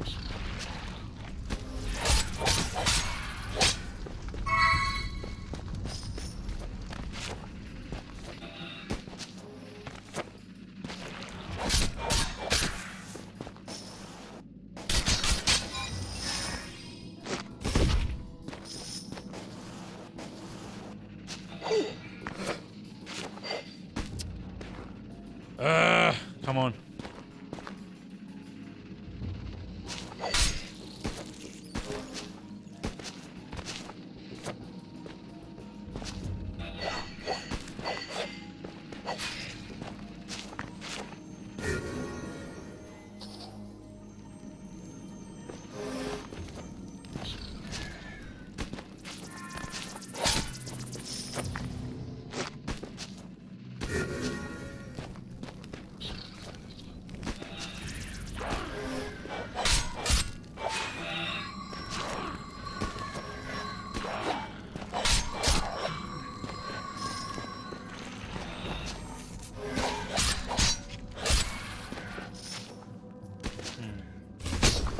Okay, that looks like a double jump thing. I'm gonna like it eventually.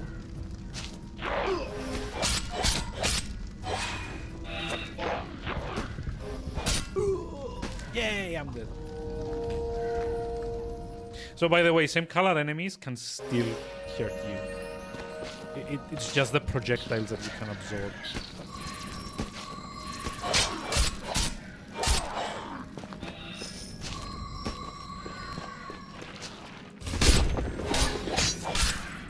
So literally, like the whole gimmick is kind of like reduced to, you know, it's like a mechanic to avoid traps, and nothing else.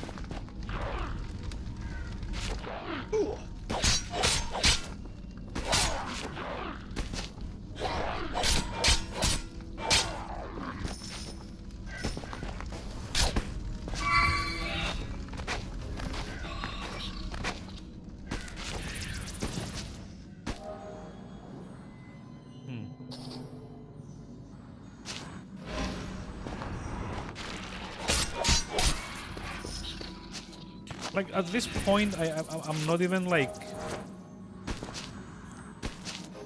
I don't even like feel like any incentive to just like try and like collect everything. Like maybe get enough money to buy all the health upgrades, and that's about it.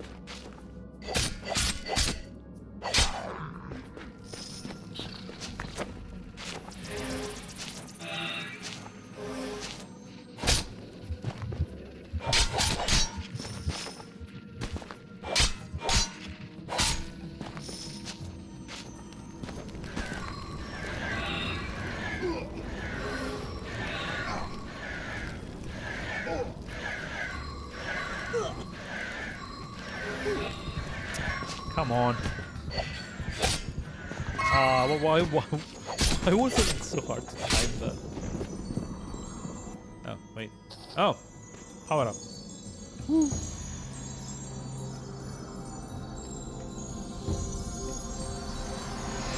Is it gonna be like launch pad or something? Launch? Teleport? Smite. Strike with the strength of a hero by pressing Y. Use this to destroy weak walls or strike your foes. Okay, now we have like energy. Okay, I guess. Doesn't feel very necessary, but okay, I guess.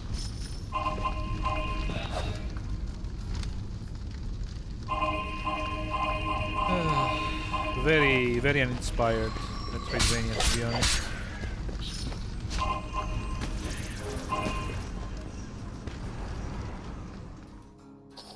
Very, very uninspired.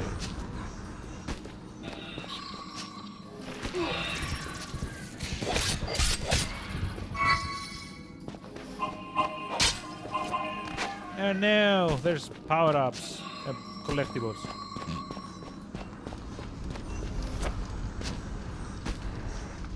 Yeah, he's like so slidey. Like, I wish that the movement was like a bit like more stiff.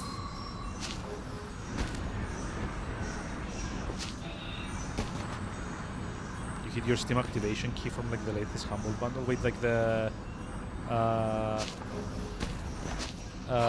what's it called? Like the Ukrainian relief thing.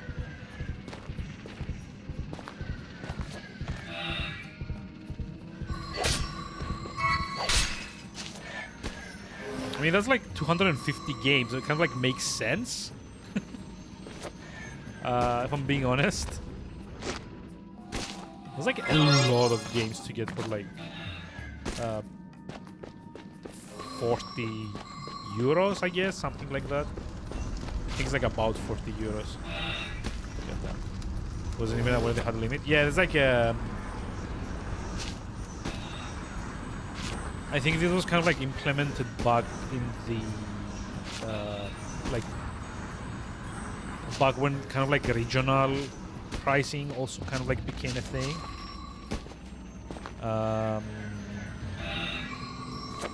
Like I'm not exactly sure why though. Probably people kind of going overboard with like bundle keys and stuff like that. Someone want a key for the Spyro remake? I actually got like... I was thinking that when I get paid, I might have like a very serious look at the new Humble Bundle, like the Ukrainian like war relief thing. There's like a lot of games in that, but honestly, this is kind of embarrassing for me. I actually own most of them already.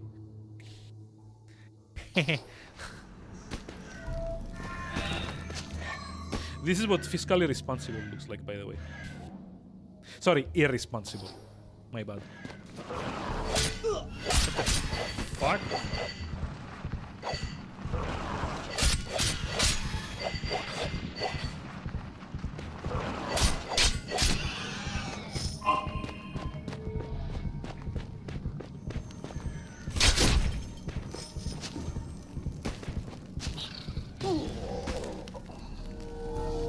Of course. Yeah, this is for charity. Yeah, I mean, like I said, I'm still considering getting it when I get paid. Unfortunately, like between the like the new PC and well, some other like IRL stuff that kind of had to be dealt with, I can't really like do that at the moment.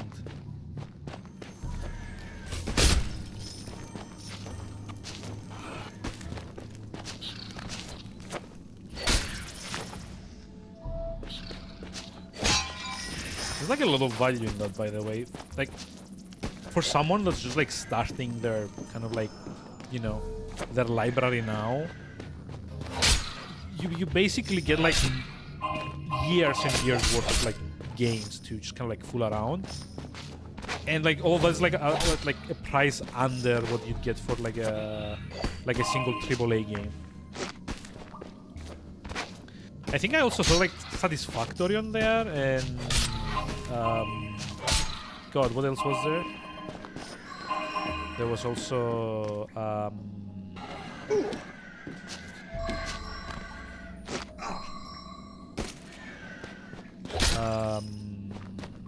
God, I forget, but like yeah, Spyro. I think like the Crash Bandicoot like remake is also there, or was it just like Spyro? I don't remember. God damn it. There's a lot of stuff that you could be playing on there.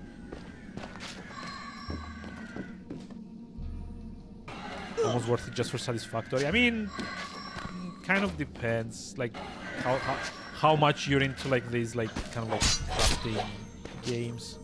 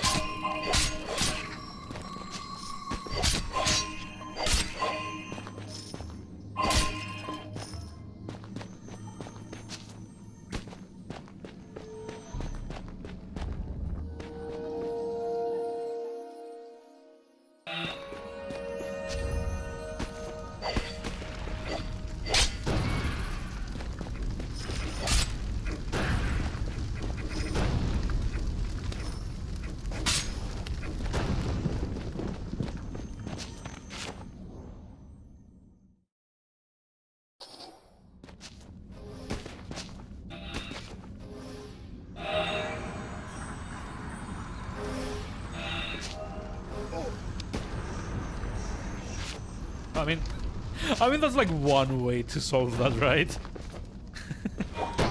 Ow. Oh, maybe I need to just like upward slash. Just like make it go up there.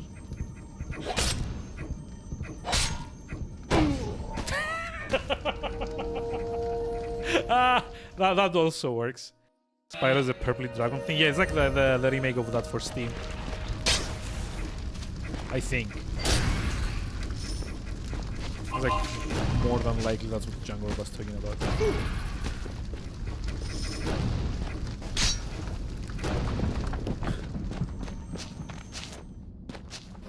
So from what I've heard so far, it's like a very solid game, by the way. So probably like well worth it. Okay, so nope. Lob a bomb to shatter the walls. So there's like 3 different kinds of walls that you can break. One's like the... I don't want it. Yeah, I already have it. as many others, as actually. Kind of sad. The pizza streamer. I mean, no, it's just like I would. You really don't need to worry about that. I don't get easily pissed off at other people, you know? Maybe at games.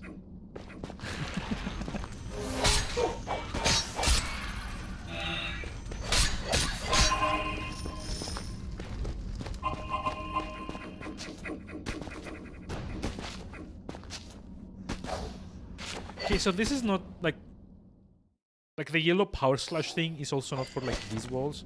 So I don't get the point of the power slash move.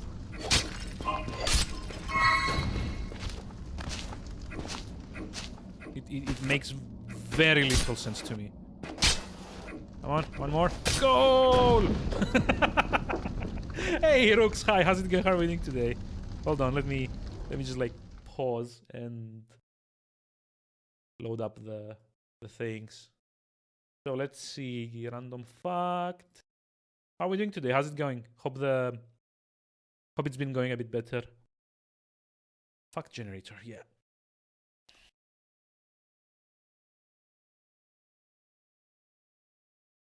I haven't got any chance in a while. I mean, you know, blame the PC meltdown. It got cold yesterday. I mean, that's good because I think you were going so like through a heat wave or something. Currently here it's 4 degrees Celsius and it's almost April. Like I don't even know anymore what's going on. Yeah, it's like 4 degrees. Yeah. 4 degrees in Cyprus in the end of March. It's like, why? It's like raining. It's actually snowed in the capital, which it hasn't done in like a decade. it's insane. I'm like literally in like a reversible kind of like thing.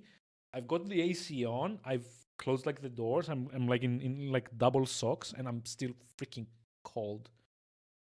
This is. Hold on. Both poles are meeting at the same time. Yeah, I mean, like, world's gone insane. Let's see. Oh, sorry, I just like need to catch up with chat first. This factor is in there. Yeah, Spyro. I want to piss the streamer. Seriously, don't worry about that. It's like something that you need to know about me, right? I will almost never redeem a key that someone gives me, and the reason for that, I've at this point got like more than enough games to last me a lifetime. It's like literally my library, according to Steam, and that kind of like also counts like DLCs, so that's not exactly reliable. Let's see if I can like show you a bit. Okay, my Steam library at the moment is a cool 1,763 games. See, there's a little bit here. There's like very little stuff that I cared to redeem over someone else playing it before me, right? Because just getting through what I have at the moment is going to take like years at best, if not decades. So I'm always like, if someone's going to play it in like the next 3 to 5 years, then you immediately get like priority for like any free stuff. 3 to 5 years. Wow. A lot of screenshots. Yeah, it's like a time that I actually enjoyed like getting screenshots and posting them. Can still get through all your games in a lifetime. I mean, I'm just talking about Steam. You have to like remember this, the other like 4 or 5 Nintendo consoles that I have, the PS4, the PS3, the PS2 that I now have, that like a friend of mine got for me from the UK for very, very cheap, apparently. And that's not like even counting like all like the other random stuff like emulation and stuff like that I really want to try, especially now that I have like the Steam Deck. I haven't really like set that up yet, so I kind of need to look into it eventually. God, this actually sounding pathetic.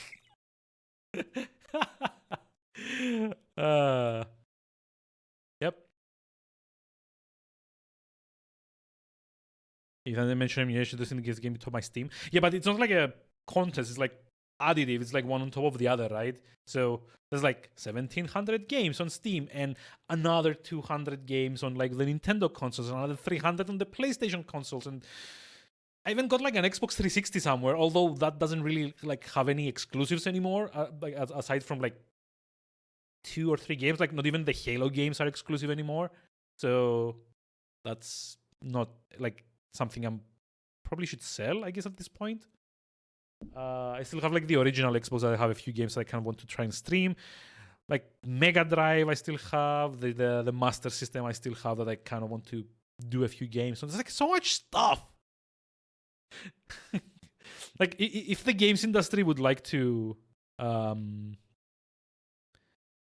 if the games industry would like to just like stop existing for 3 years, that would be great. Sorry, hold on. Mention emulation. Yeah, no. Yeah, I mean, I probably won't finish everything that I own within my lifetime, unless like I get like super into it in the next few years and I kind of like stop doing anything else. Sort of consoles. I mean, I've always had this thing. It's kind of like a combination of FOMO and generally like that's kind of like the thing that I do. I don't have like any other hobbies or any other like places to spend like any disposable income that I have. So this is like what it looks like when you only focus on one thing to the exclusion of everything else. I'm not saying it's like a good thing to do, but I mean, I don't mind it. Speaking of Steam library, how much of that is verified for Steam Deck? I mean, I don't know. Can I see it from the client? Hold on. Can I filter via Steam verified?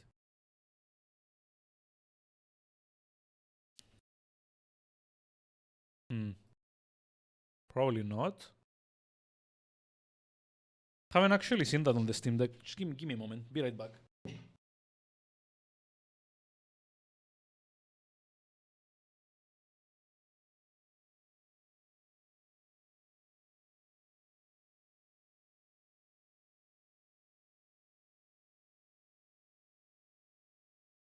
So yeah, sorry. The Steam Deck is actually like almost permanently like next to my bed.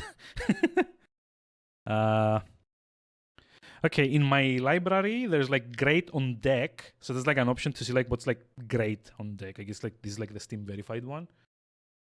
180 games at the moment from all of those are great on the deck. No, wait, hold on. Steam Deck verified. Okay, hold on. Maybe I can see it in like the on like the Steam client as well, right? So I don't have to log through the browser. Let's see, Steam Deck. Choose your Steam Deck. Portability meets power. Blah blah blah. Wait, can you not see that from within your Steam library? That seems like dumb. Oh, see verified games. Sorry, there we go. So, how can I see which ones I own? New and trending. Recent and upcoming. Yeah, I don't know. Let's open the URL. See at a glance how games will. Oh, okay. I see. So this is like specifically to. Okay, where do I log in though to like check my games on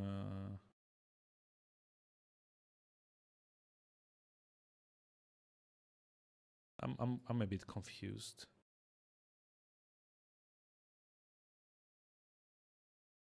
Recently verified, CO verified, 4 categories of deck compatibility. Yep. Sorry about that. Oh, sign in. Okay. I'm gonna need the authenticator as well. Yep. That was dumb. Sorry about that.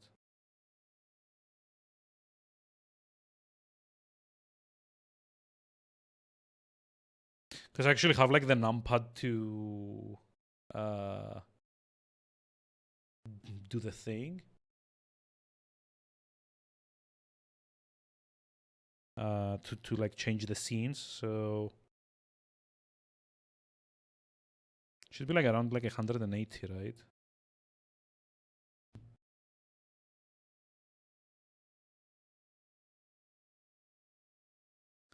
So let's see. Deck verified games from your library so far.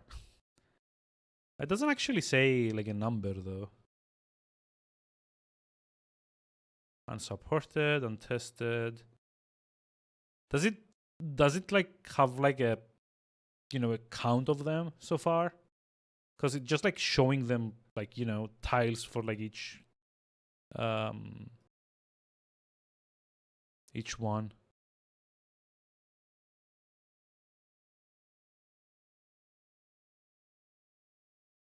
No, it doesn't. But yeah, like on like the actual deck, it says 180 are great on deck, which I guess that's the same, probably. But yeah, I haven't actually like I've played a bit of Ori and the Blind Forest, which is verified, but most of my game time has been spent in unsupported games. Actually, I've been playing a bunch of Tales of Berseria, and even though it's unsupported, it still runs. There's just like a slight choppiness in the audio for whatever reason, even though the game itself runs at like 60 FPS. And like the actual cool thing, there's like even like an overlay that you can enable on the deck to show you like frame rates and the like data usage and like all of like the information you would care to see. It's called like performance overlay level. And like if you max it out, let me show you. Where's like Berseria?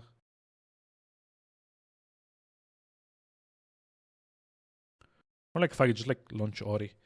So it's like this thing called like performance level, and like the higher you get it, the more info you get.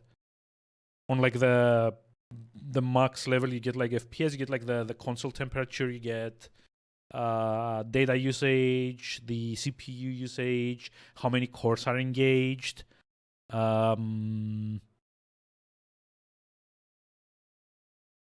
Overlay is called Mango HUD. Oh, okay, fair enough. Oh, you're logged into another computer, of course. Okay, yeah, never mind. Let's not disconnect me from the thing I'm currently supposed to be streaming. I'll check that later. But it's like they're giving you like a lot of information, especially considering this is supposed to be like console first and PC second. By the way they're kind of like marketing it and targeting it at people. So sorry, we had a few redemptions at the moment. Let me get those through because it's already getting a bit late, and I would need to get back to the thing. So here's your fact of the day, Rooks. Did you know the ampersand symbol is formed from the letters in et, the Latin word for et, for end, sorry. And the ampersand symbol is this one, by the way. That's your amazing fact for the day. And speaking of days, March 21st, let's see what came out on this day. It's actually like most of this came out in Japan, by the way, so just FYI. It's not going to be like a very, relatable release schedule. It's an old one, though. It starts 33 years ago in 1989 with Phantasy Star 2 coming out in Japan on the Genesis. I've actually played that. It's kind of like a decent JRPG, especially for the time. It's also like one of the like first sci-fi JRPGs that I ever played, which is kind of weird, to be honest. Like most of them are kind of like the Final Fantasy-ish thing, where it's like medieval or Earthbound, I guess, is like contemporary-ish. But yeah, like Phantasy Star, I think is like one of the first ones I played that's like purely sci-fi from the get-go. So yeah, I've never actually finished any of them though, because like JRPGs back then were like hard and like very, very, very grind focused, centric, I guess. But I would recommend having a look at Phantasy Star. It was interesting, at least.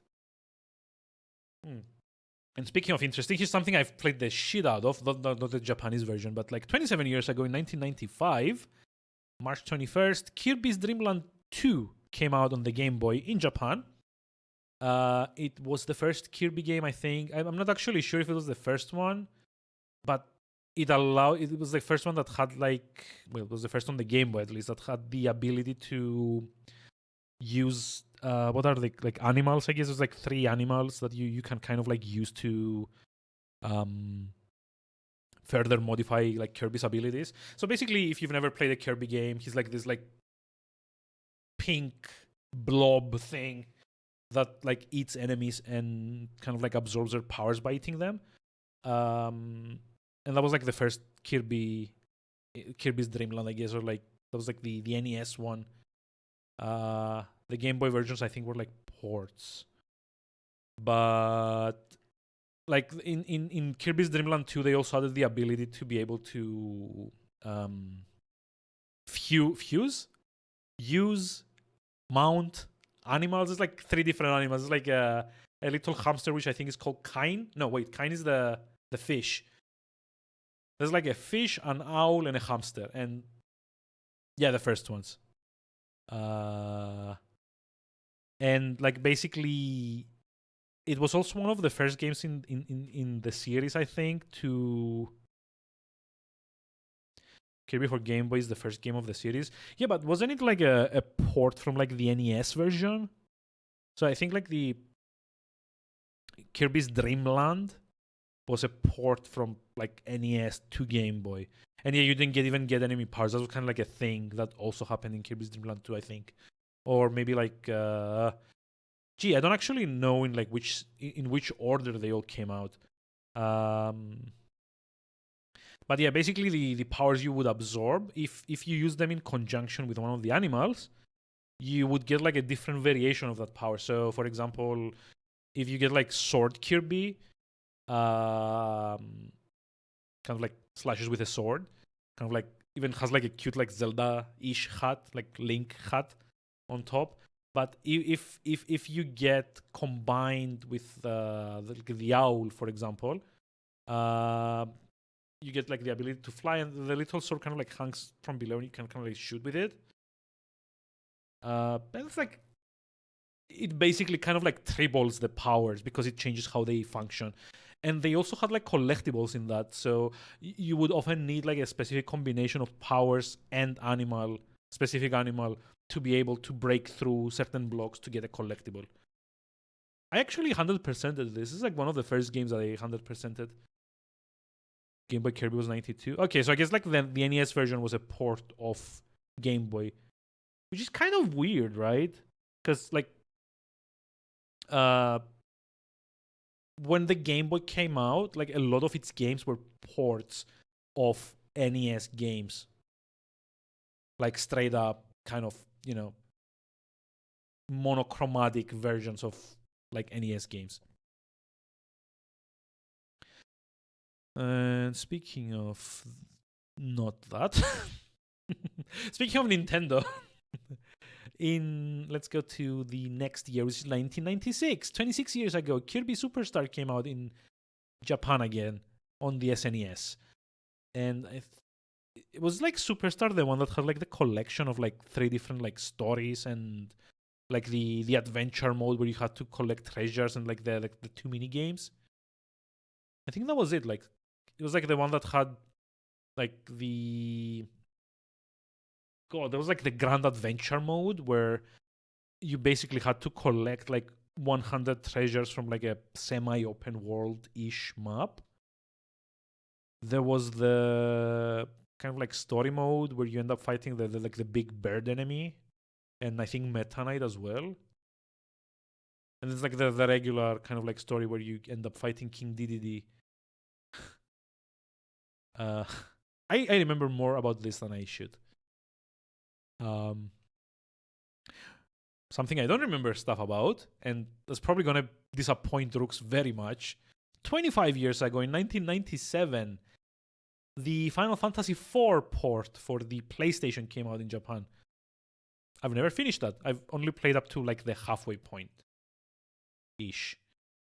I remember liking the game, and like eventually I'm probably gonna like play that on Steam. Shameful. I mean, I played up until the point where like what's his name? Not Kane, the other one. The God, Kane was the dragoon, right? Like, what was the protagonist's name? Cecil, or something like that. No, Cecil. Yeah. So I played up until the point where he changes from like a Dark Knight into a Paladin, which was kind of like a cool story. And maybe I played like a couple of hours after that, but that's more or less what I've done with that game overall. Eventually, I kind of want to go back and play it again, and maybe play like the 3D version, which might even be a bit better ish.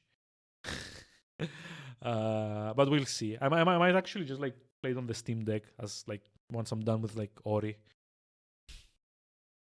Anyway, where were we? 22 years ago, in 2000, Wario Land 3 came out on the Game Boy Color in Japan. Again, it's like all the way up to 2003. Everything that I'm gonna read out is that just like came out in Japan, by the way. So I've never actually played Wario Land 3. The first Wario Land was probably like my 3rd favorite Game Boy game ever. First two being Link's Awakening and what's it called, like Kirby Dream Land 2. I don't think I've ever even seen how Wario Land 3 looks, to be honest. I've only played the first Wario Land and loved it. I've seen how Wario Land 4 looks, but that's like on the Game Boy Advance. And then they kind of like made like a GameCube game that nowadays is very, very rare to find. Costs like upwards of like $200 to get a copy used, which is expensive considering the game itself wasn't really that good. But yeah, that's kind of, and after that they kind of like branched into doing like WarioWare, which are kind of like mini game based stuff. Fun games, but probably not, something you'd play a lot of overall.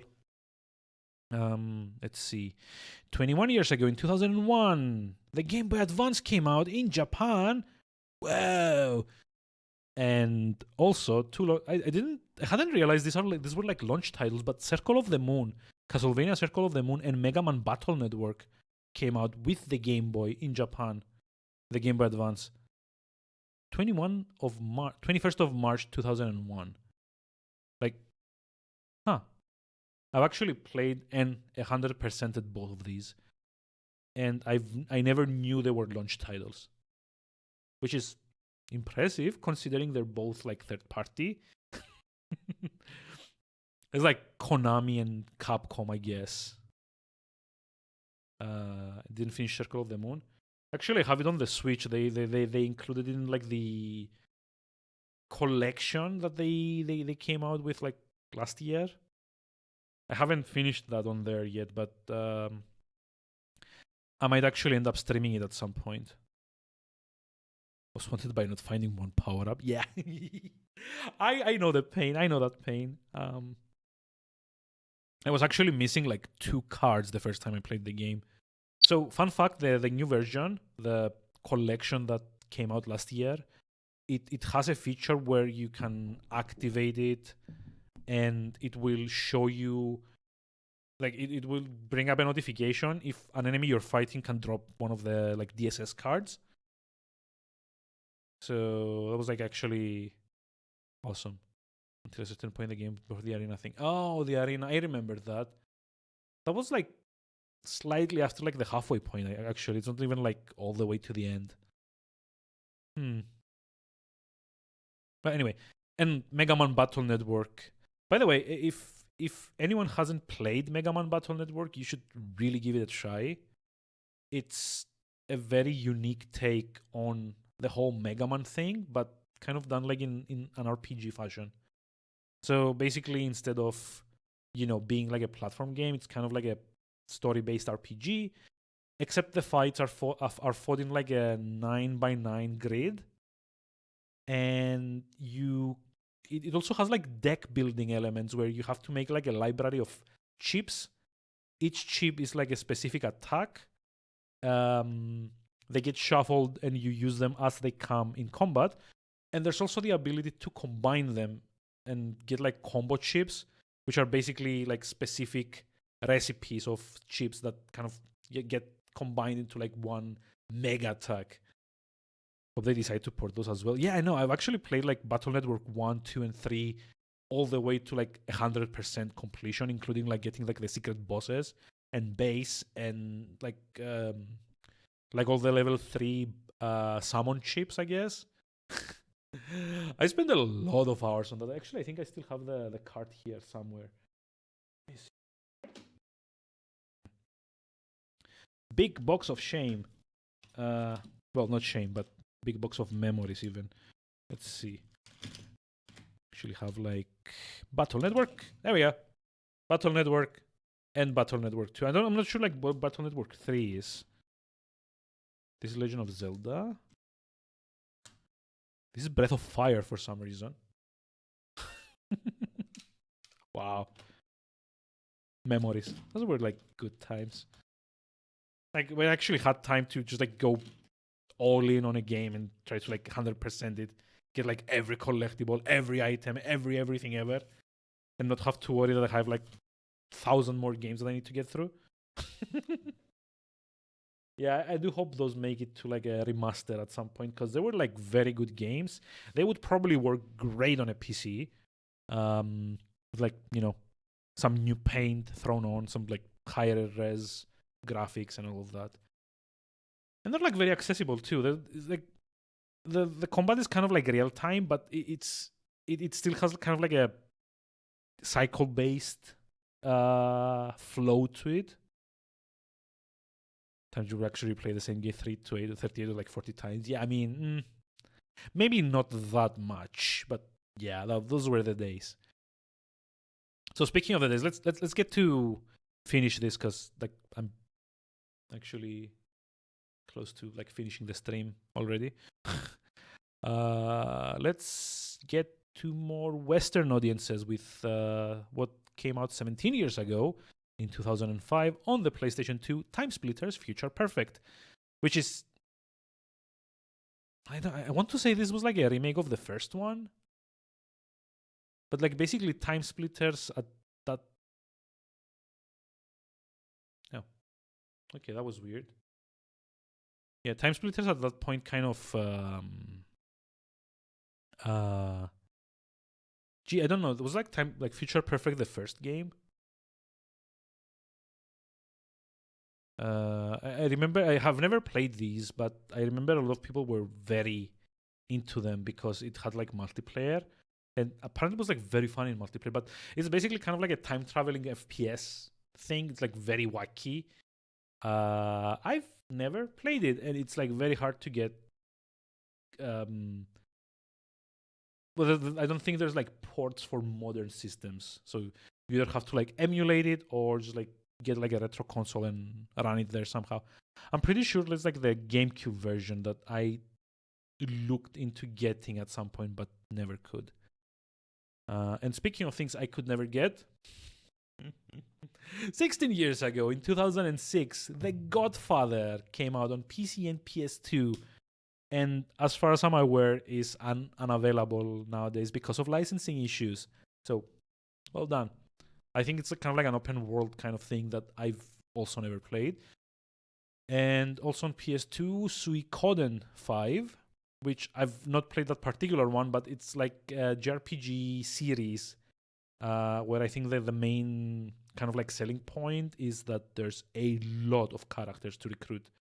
I think there's usually like 108 or so that you can get in like each game.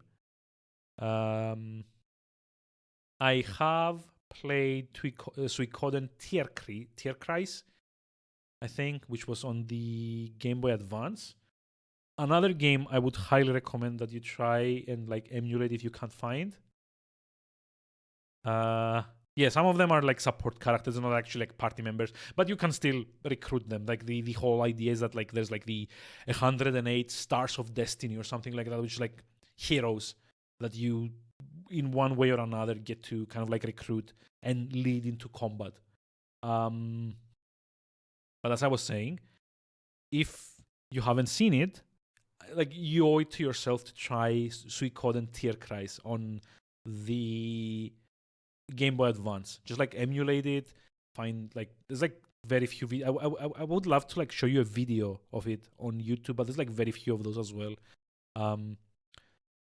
It has legendarily bad voice acting. Like the English voice acting is beyond abysmal. It like goes like it flips full on into parody mode, like unintentional parody mode, and it's amazingly bad, but it's like so dumb. It's like so in such a good way. Like I it's like the perfect embodiment of like the so bad it's good maxim. So yeah, you should like try and see if you can at least like play like an hour of that. Let's see. 15 years ago, in 2007, we had Warriors Orochi come out in Japan on the PS2. I guess it's kind of like a Dynasty Warriors spin-off. I've never played that. I have played Symphony of the Night. The Xbox 360 version had come out 15 years ago in 2007. if someone here doesn't know Symphony of the Night, go play that yesterday. It's like a very formative platform Metroidvania game. It's kind of like where the Metroidvania term got like the second half of its name. It's like from Symphony of the Night, because it was like the first game in the series to actually do the whole kind of, branching kind of like maps where you kind of have to backtrack and get new power-ups to access new areas and kind of like, level up and so on and so forth. And speaking of leveling up, very dumb segue, thank you. 11 years ago, in 2011, Dissidia 012 Duodecim Final Fantasy. Am I pronouncing that right? Duodecim? Well, anyway, the sequel to the Final Fantasy fighting game on the PSP came out. I've played the first one a little bit. I didn't find it interesting, so I can't really say anything about this. And I also can't say anything about what came out in 2013, which Hyperdimension Neptunia Victory came out on the PS3. It's like a whole series of JRPGs that kind of started on the PS3. The only thing that I know is that the characters themselves are meant to represent consoles. So I guess Neptunia is meant to represent I don't know, the Saturn or something. I don't know. But yeah, apparently all the characters are personifications of consoles of various generations. I've never played it, so I can't really tell if it works or not. It sounds dumb. I own 2 of them. Don't judge me. Here's something I have played. 8 years ago, in 2014, Infamous Second Son came out on the PS4. This, I think, was a sequel or kind of a spin-off on the Infamous games. I don't remember. There was a sequel and a spin-off on the PS4 at the same time. I played one of them. I think it might have been the spin-off, because it was kind of short-ish. Took me around 20-25 hours to get through the entire thing. So if you've not played the Infamous games, they're kind of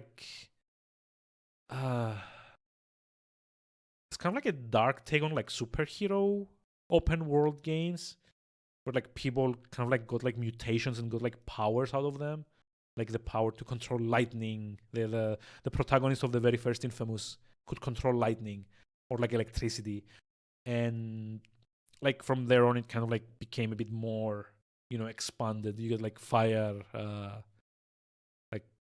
don't remember what the game calls them. They're gifted or something.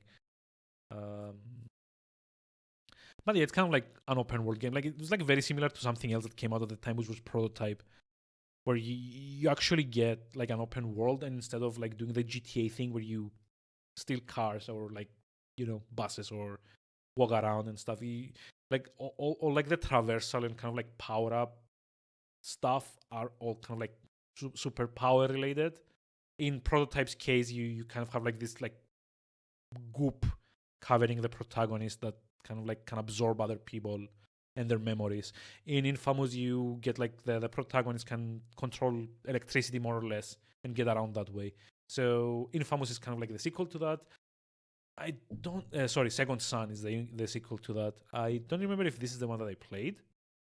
But they're fun games. I would recommend trying this if you like open world kind of exploration stuff. Speaking of exploration, here's something that probably panned out a lot worse than it should have. In 2017, March 21st, Mass Effect Andromeda came out, and it came out for all major systems: PC, PS4, Xbox One, and failed on all of them.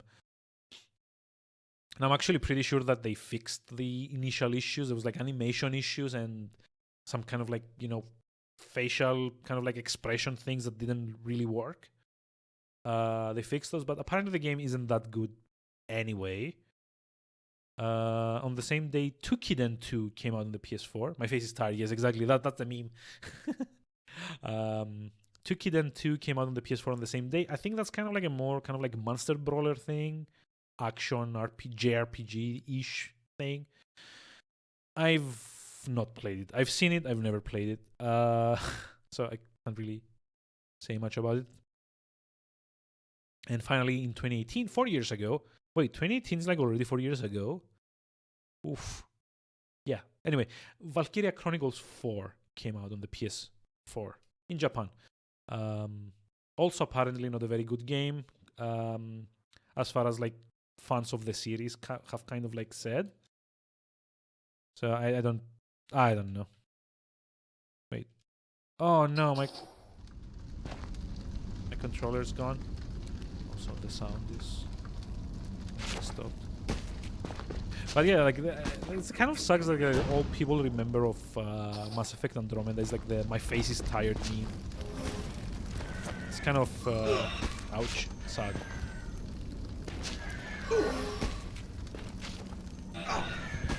Jeez. It's like I'm so good at platforming in this game.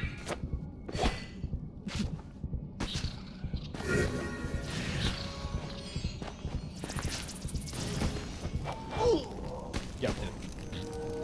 So good.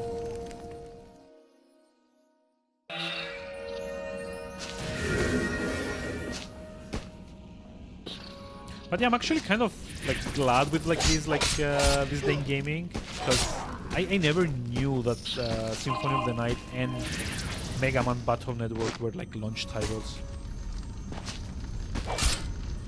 This is like very interesting to me. And those were like some of like my favorite games of, you know, the whole kind of like Game Boy Advance era.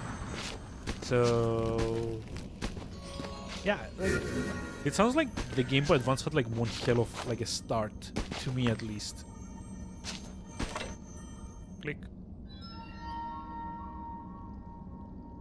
It's like everything is unlocking now, and I have to just like backtrack halfway through the map. Like, thanks.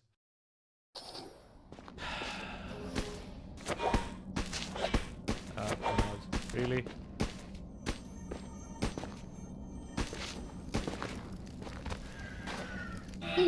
Ow. Oh, why am I so bad at this?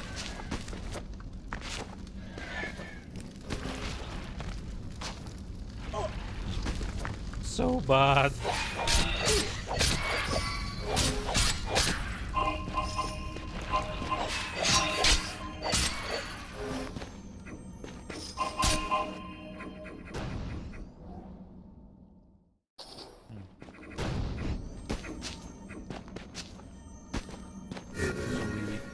I opened this before. That should be okay.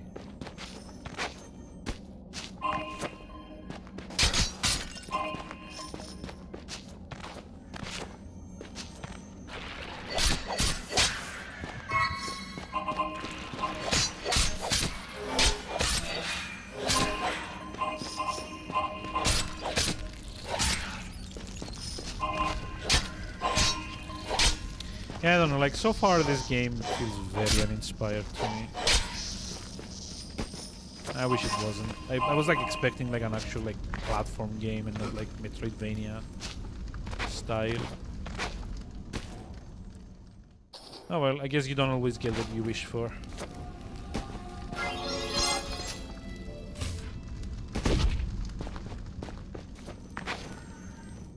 Also, I just realized what else has been bothering me with this game. Like the character animations, they feel like very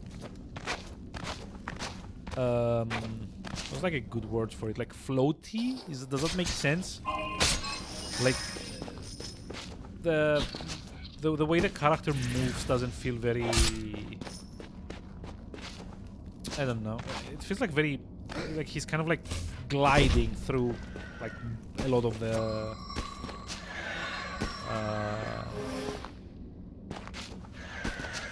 like a lot of the game, I guess, or like the areas. There's like no sense of weight to the character.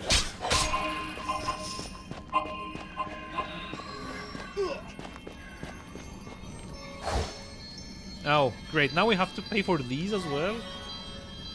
Come on. Ugh.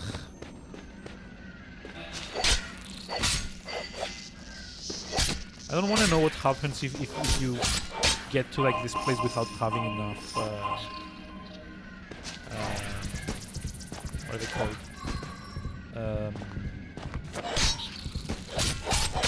If you don't have enough coins to actually like buy the upgrades, like, does it mark them on the map? Can you like backtrack at some point and like collect what's left?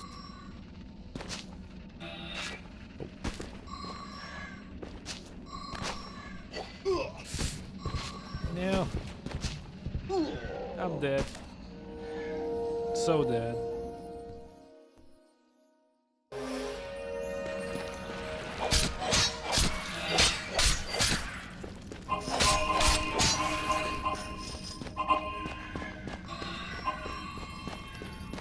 Yeah, I don't know. Like, I keep saying this. This would feel like a lot better if it were kind of like a linear affair.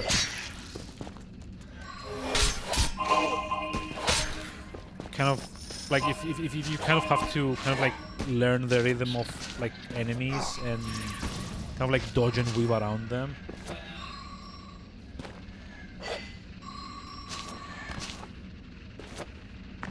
I don't know.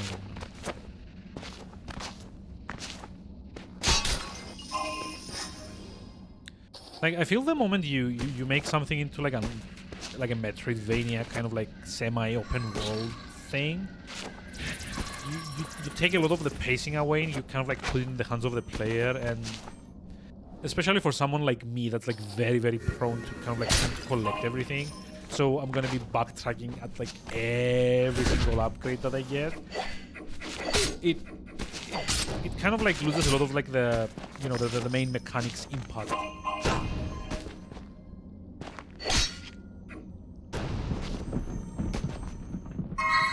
I don't know if that makes sense.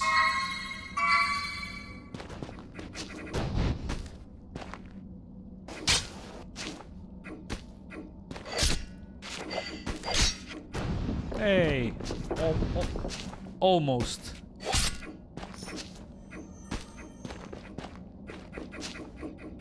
I don't like this like bomb mechanic though,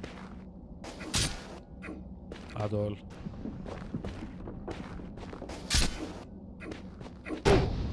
Like, yeah, touch it, you get exploded.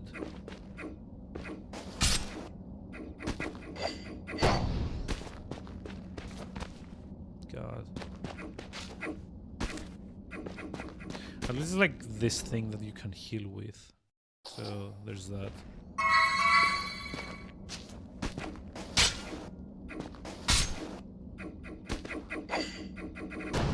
Okay, why didn't I hit that? My sword went through it. Like, hitboxes are a bit. Oh, you can kind of like ground stomp as well.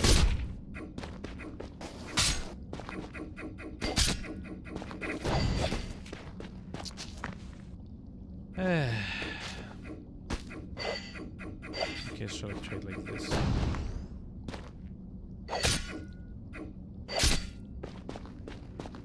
Nope. That just like launches it out of screen. Oh, hey, we got it. And all that for a few seconds. There should have been a collectible there. Boo! Like the coordination that the game was asking of you. Just like there should have been something more substantial than, you know, just coins. You know, the thing you can actually like very easily kind of like farm off of enemies if you have like the time and the inclination.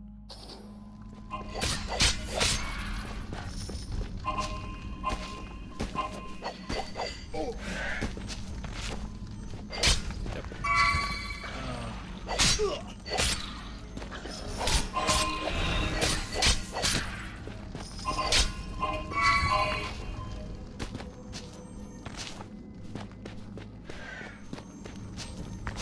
Like the character slides around so much, it becomes very distracting.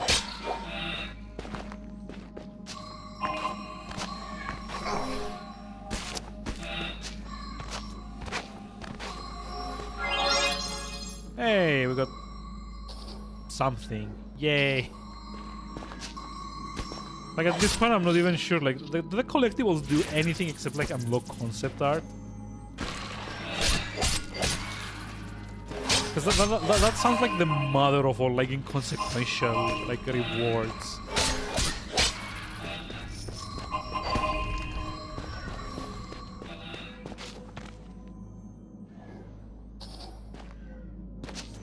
It's like, woohoo, my Metroidvania game. I kind of want to see concept art. So rewarding.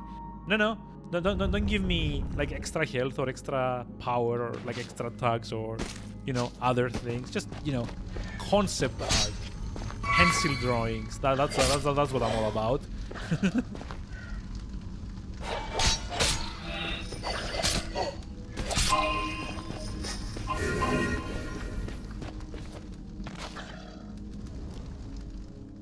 I guess either like double jump or drop down the other side.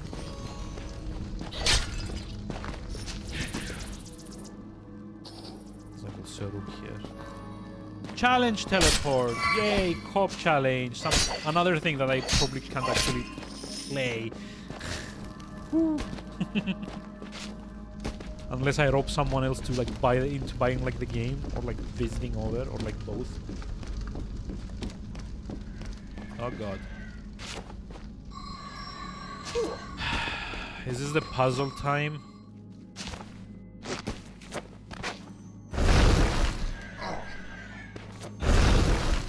This is the puzzle time.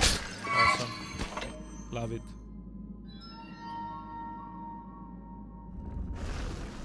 Puzzles are so good.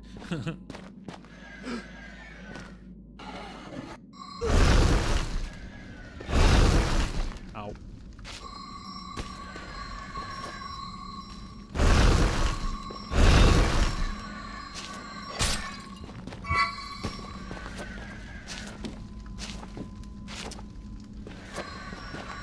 There's also like this weird thing that the game... It's like this weird thing that the game does where like the character tends to kind of like be magnetized towards like ladders. Like the moment I get close to a ladder, the character just like grabs on for whatever reason. I whether I want to or not. That's also very annoying. And distracting too. Oh hey! Boss? It's like a good time to just like go try the boss and call it for today. I'm gonna be honest, I don't know if I'm gonna be streaming this tomorrow. I might, but I might just like rush through to just like get the ending and be done with it.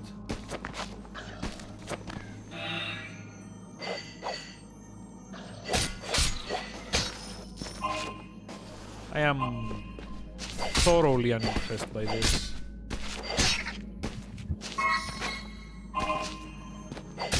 I mean, not to say that it's bad, but it's just like underwhelming. Like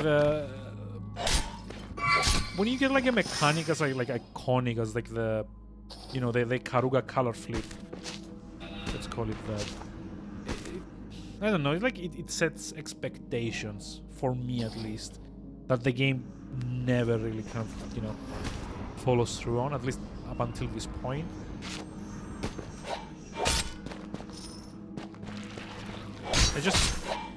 I don't know, I just like feel like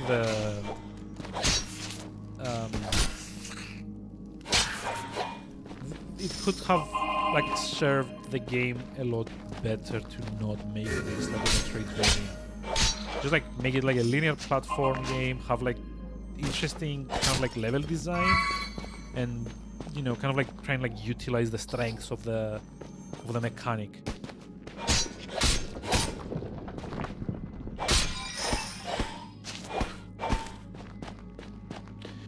Which isn't really happening here. Not to mention the animation feels a bit weird again. Like generally, like it's not just like the protagonist. Like every enemy also kind of has like a very, I don't know, like weightless feel to them. Like, I don't know how to explain it. Like, the animations feel a bit smoothed out. Does that make sense? There's like no snappiness. There's like no anticipation. Like all of the attacks are kind of like very linear in nature. For like both, or like all the movements are very linear in nature. Like there's like this like small kind of, you know, wind down animation when you stop running. But like when you start running, like he goes into like a full tilt immediately. And I guess this is probably better for the platforming of the whole thing, but it still makes the character like feel like very floaty.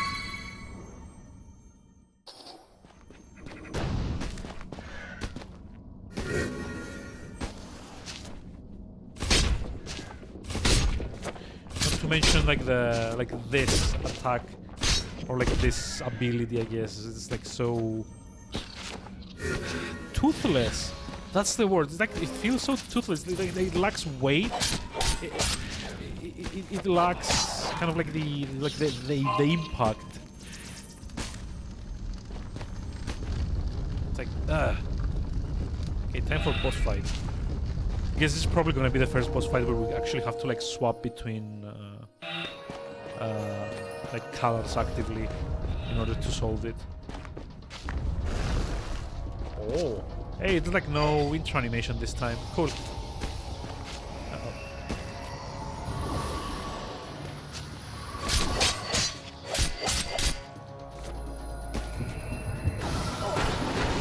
Shit. Okay, yeah, I did it.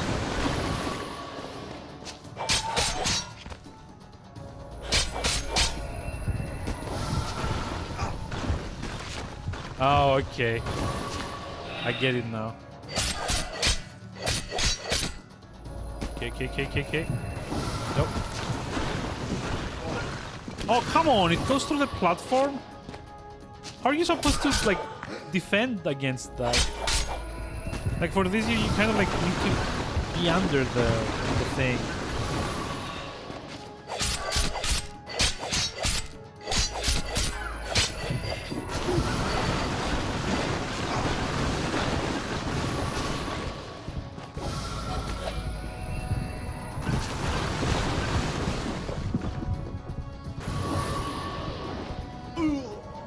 Okay, and level transition to like a falling. This is not a good transition.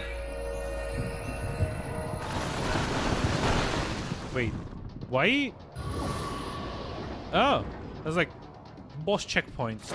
That's good. But this is not a good level transition. It's like the exact same thing that I found annoying about Painkiller. Like some of the bosses kind of like force you to,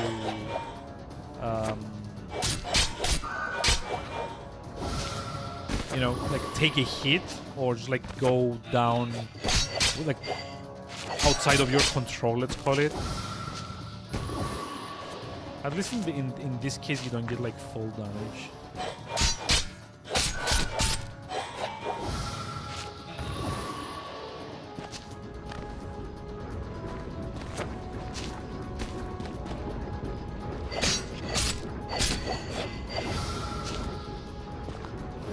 Phase, I guess.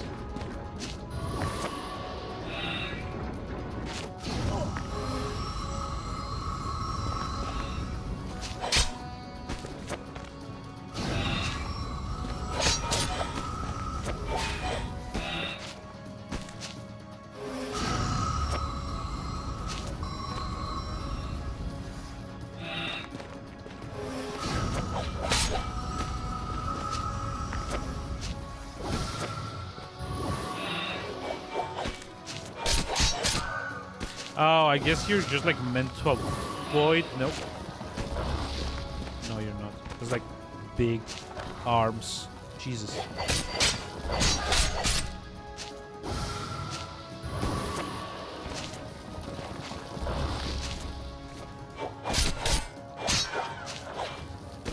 Nope.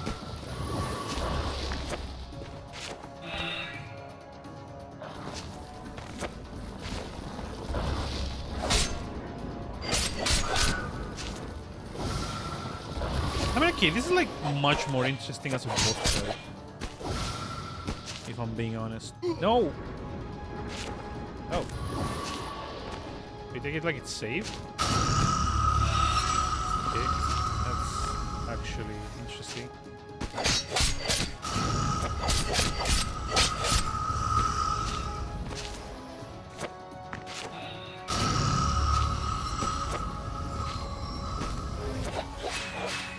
No!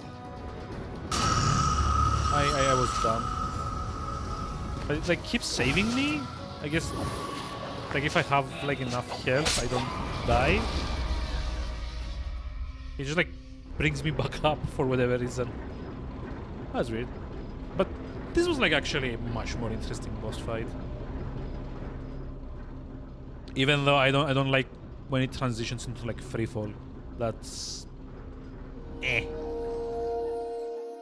Origin, Crossroads of the World. Once the High Priestess led the gods in their holy rites. She knew the secrets of the heavens and the earth. Did she now? Blessing their So creator. whatever. Yeah. Story. Alas, she learned too much and sought to... Yeah. Map teleport. You now have the ability to pass between the worlds and do as the gods themselves. Okay, so wait.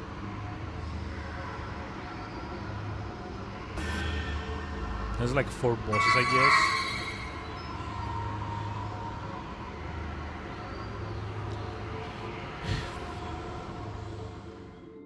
Now we get teleports, probably. Ground slide, light energy teleportation. Oh, there's like finite number of money vases. Wow. I mean, credit where it's due. At least the game tells you how many like you can actually see it because it's behind the webcam, but it says like current level 1 out of 3 marks of the gods, 3 out of 5 money vases. And yeah, you can actually like get like a breakdown of where everything is. That's really nice.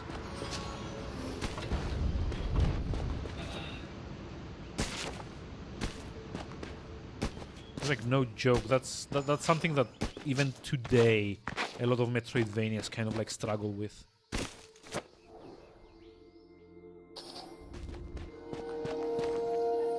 It's probably one of those games also that like, it's probably not worth kind of like going after like the collectibles until you've kind of like gotten all of the exploration power-ups.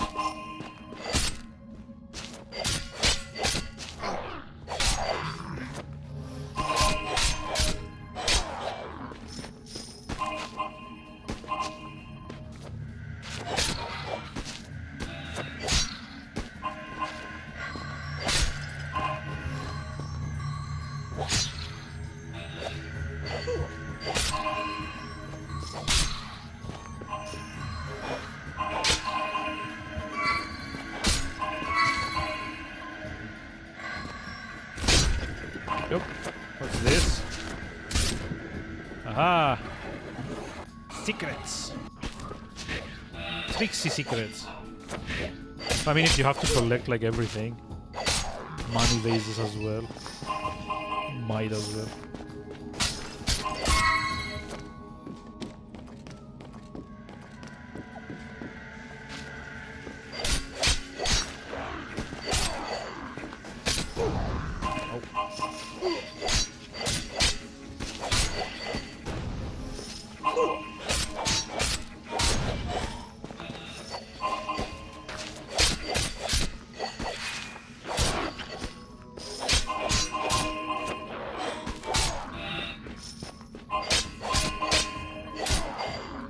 You know, actually, like the more like now that the game's kind of like a bit more like zoomed out. You know what this reminds me of? There was like a kind of like very like interesting kind of like gimmicky game a few years ago called Apotheon. Where like the entire thing kind of like took place on like a Greek amphora, kind of like one of those like vases. Like the visuals here kind of like remind me of that, if I'm being honest. Ouch.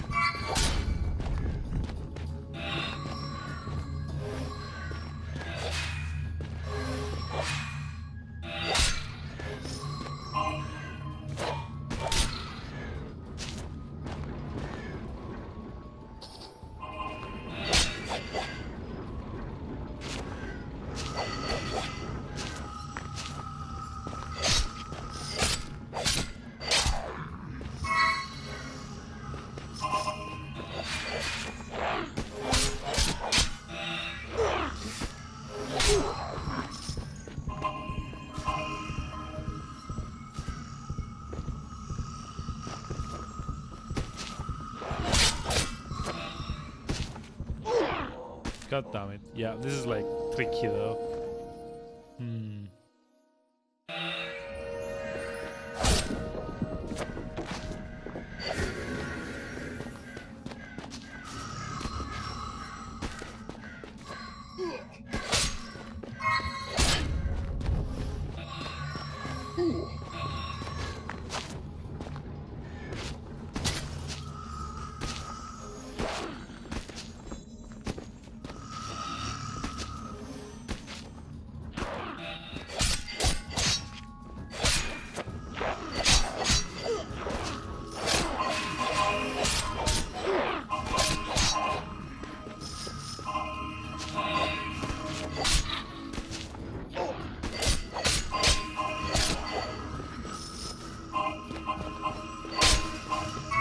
You know what would probably work like a bit better in this game? If you could actually get healed by absorbing like specific energy types. Like if you absorb enough of like either the red or the blue one, you get like a bit of your health back. So it kind of like rewards you to like, you know, going through the traps. Special beam attack. You can unleash potent energies. Press B and the power will flow. Okay. Okay, I see. Ah. I see. The spice will flow. It kind of seems like the power doesn't really care about like the what your polarity currently is. Which I guess is nice.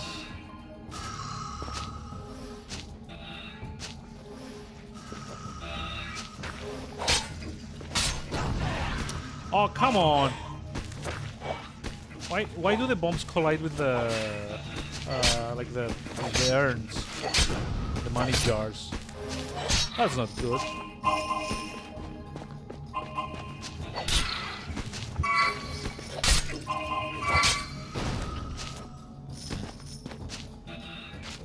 Taste of your own medicine, was it?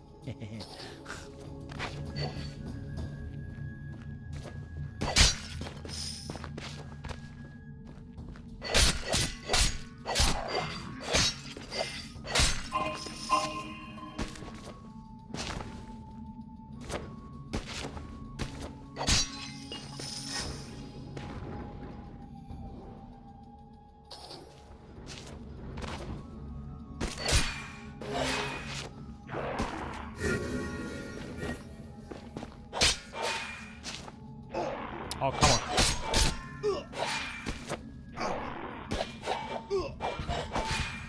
Oh.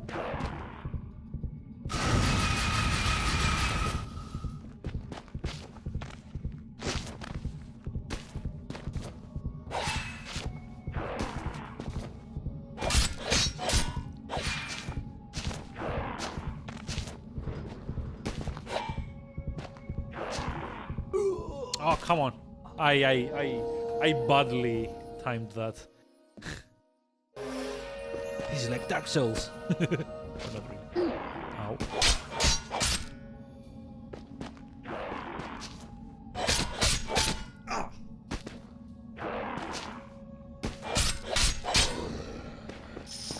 I guess if you're not being dumb about it, like I was, it's a lot easier to like deal with.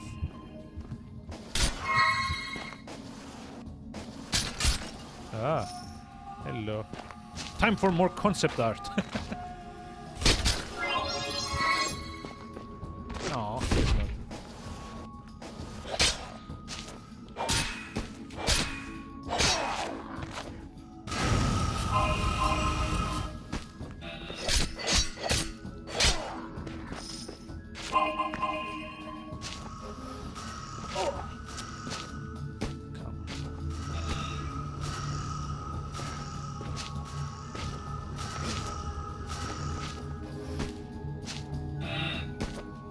Oh, okay.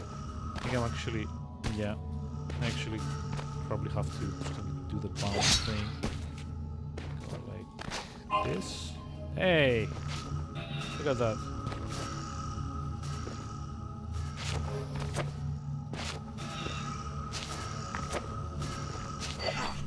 Okay. electrified, can't actually hit it with the... But maybe I can hit it with like the beams, yes? Yeah.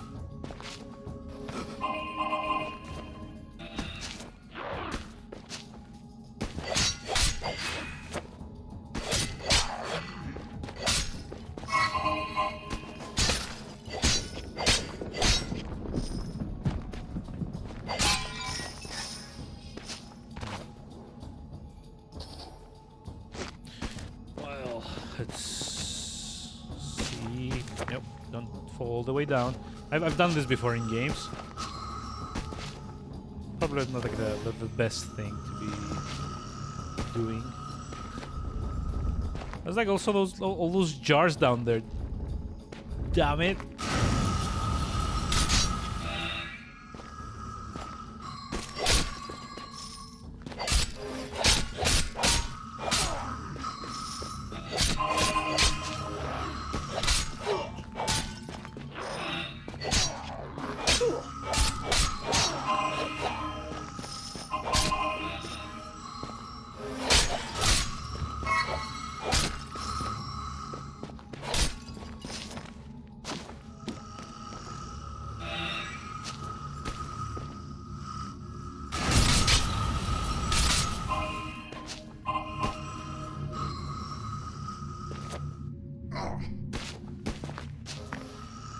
Yeah, come on, faster. Oh,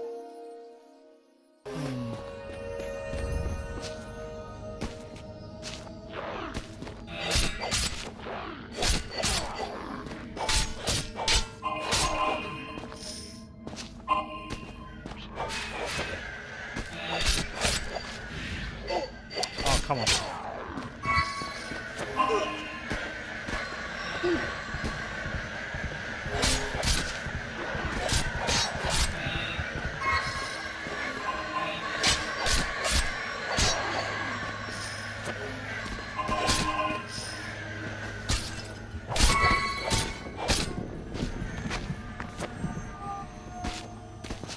Feels like a... Oh. Collectibles again. Come on. What the...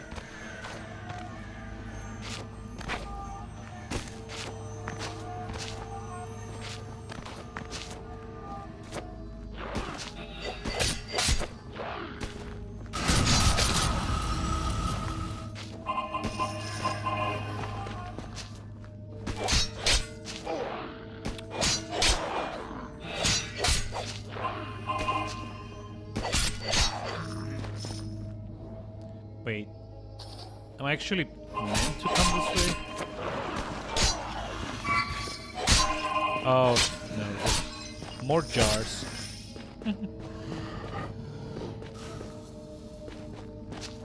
This ship is kind of like fine looking. Hey! Now I've unlocked the ability to hold on to vertical walls longer. I mean, okay, that's actually useful. Like, why didn't the game give me these abilities, like, sooner? Right?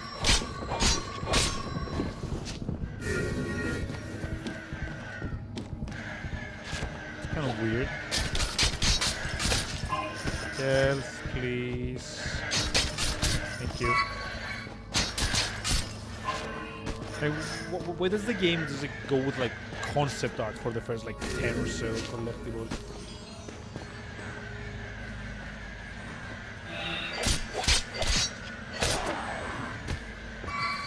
Kind of have to wait until the...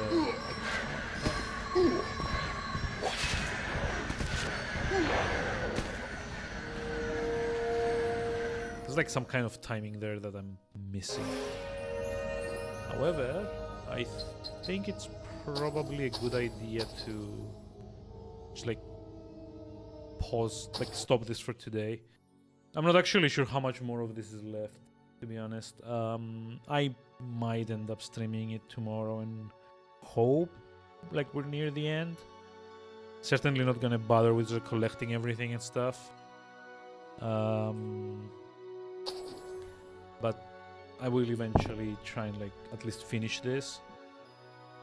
Doesn't seem like a very long game, to be honest, you know? There's like 2 more bosses and then that's it.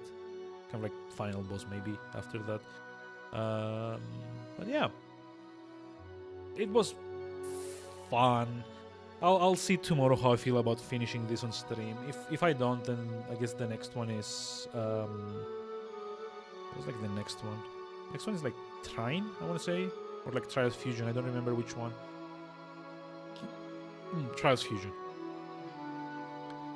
But we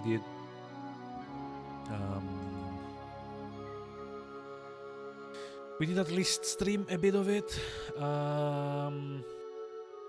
Yeah, we will see how it goes. Like, try and finish a couple of these at least. In the meantime, let's go say hi to Millimage, just to see him art it up a bit. And I'll see you tomorrow with more stuff. Have a nice rest of the evening, and I will see you soon-ish, probably. Assuming I can manage to go to my channel and raid someone. Goodbye.